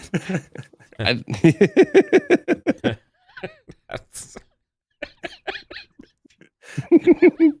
that's fucking crazy. Out of body experience all the time. Game I Pass bet you Dad. that would do good on YouTube. Like make a YouTube video of that. Be Yeah. like, I I'm gonna think live I think 24 someone hours did. in third person. Like I think someone did make a video like that with like a webcam on a big crane behind him. That'd be freaking so weird, bro. Trying to learn how to control your body in third person. yeah, Yeah, I think it's oh man, I could imagine. I think it's the same kid that does like the videos where he like travels across the country on a penny. Like he did a video like that. It's pretty funny, pretty genius. But yeah, thank you again, you guys. Not only Mav, Fuzzy, Pong, Jasper, but everyone who spends time with us here on the Fun Speculation Network. Thank you guys for allowing me to come be goofy with you guys and speculate on some things and enjoy a great time in Xbox. I feel like the conversations that we're having where we're having other people actually be jealous of our games and console of choice is like something that we get to look forward to for many years to come. And it's always nice to talk to you guys about it. Thank you again. But yeah, Game Pass Dad on YouTube. You can follow me here. You can follow me on Twitch and Twitter. I stream on Twitch Wednesdays and weekends. We'll be playing some Halo tomorrow. If anyone wants to hop in, everyone's welcome. And yeah, just check out my videos on YouTube as well, and or Twitter if you want to hear what falls out of my face. And I'll always try and make it here on Fridays and sometimes other shows that Mav lets me be on whenever I can. So I appreciate you guys so much. Thank you. Yeah, thanks, man. Appreciate you. Jasper, what about you, sir? Yo, check it out. Lore Jasper, Twitter, Lore Match Jasper, YouTube, all that fun stuff. Monday, Tuesday, and Friday right here on the Fun Speculation Network with FSP, Fun Pop, and Xbox Ultimate. That's where I'm at. That's what I do. Check it out and have fun. Yeah, right on, bro. And the one and only encyclopedia of gaming dating back to the very first game ever created, Pong. I haven't said that in a while. Pong. You haven't. That's old school right there. Yeah. Throwing it back. Hey, everybody. What a great Friday night. Fam, brothers, it was great to have you all on here and hear some thoughts about what a freaking amazing start to 2024 with Pal World and, of course, the Xbox Direct, obviously. What a great show, man. And chat, guys are freaking incredible, coming out in droves every single show. Some of you just listen to us all the damn time, right? It's just amazing. I love seeing you all here. New people showing up in here. Shout out to all of you. Hope you all enjoyed it. Obviously, if you haven't, hit that like button on your way out. And of course, if you can share us out at any point for any of these shows, it helps immensely. But thank you all for being here, man. Nothing but love and respect to all of you for that. And then, of course, man, 9 hours from now, I will be live, raw, and uncut with my brother from another Steel Rain on Living Split Screen. Be there for that 10 a.m. Eastern, 9 o'clock Central Time. Split Screen is all one word. I already tweeted it out. Hit that like on there. Share it out if you can. If you find myself on Twitter, Pong, of course, Pong Soul on Twitter. X, formerly known as Twitter, and Pong on Xbox. But we're going to be getting some different opinions tomorrow from Steel, because this was not a show for Steel. So I can't wait to deep dive a little bit more on his thoughts now that he's slept on it a couple nights and where he's at.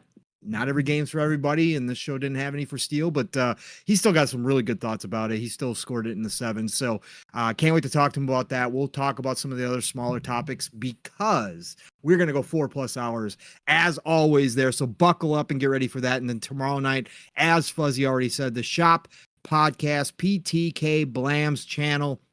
Blam's the host, one of the best in the business. Fuzzy, myself, we don't have any guests listed yet, but that we usually do have a guest or two. So I'm sure PTK might send out the bat signal. We might get somebody in there. The best way to end your Saturday night, the Shop Podcast tomorrow night, 8 p.m. Eastern, 7 o'clock Central Time tomorrow night. Next week, it starts all over again. Tuesdays, Double Barrel Gaming's the channel. Mr. Boomstick's the man. All good things green. Plus, my brother Steele's now on panel full-time Tuesdays, 12 p.m. Eastern, 11 o'clock Central Time for the Xbox Factor. That's every Tuesday. Be there for that. And then Thursday night, back here again for PM in the PM, Pong and Mav in the PM, episode 101. If you didn't catch last night's 100th episode where we deep dove all of the games on the Direct. We had great conversations in there. Go check that out. But we'll be back next week, 7 p.m. Eastern, 6 o'clock Central Time for that. Otherwise, y'all, listen, it's the golden age of gaming. Get out there, play what you love what you play. Have a great rest of your weekend. Download Pal World. Join the movement, everybody. Game of the Year 2024. It's crowned. Call it. It's over with. I'll see you all there. Talk to you all real soon. Nothing but love. Play what you love what you play. Math. Get us out of here, brother. Everybody, appreciate you so much. Have a good one. See you Monday on FSP, and let's do an impromptu stream before then. Peace out.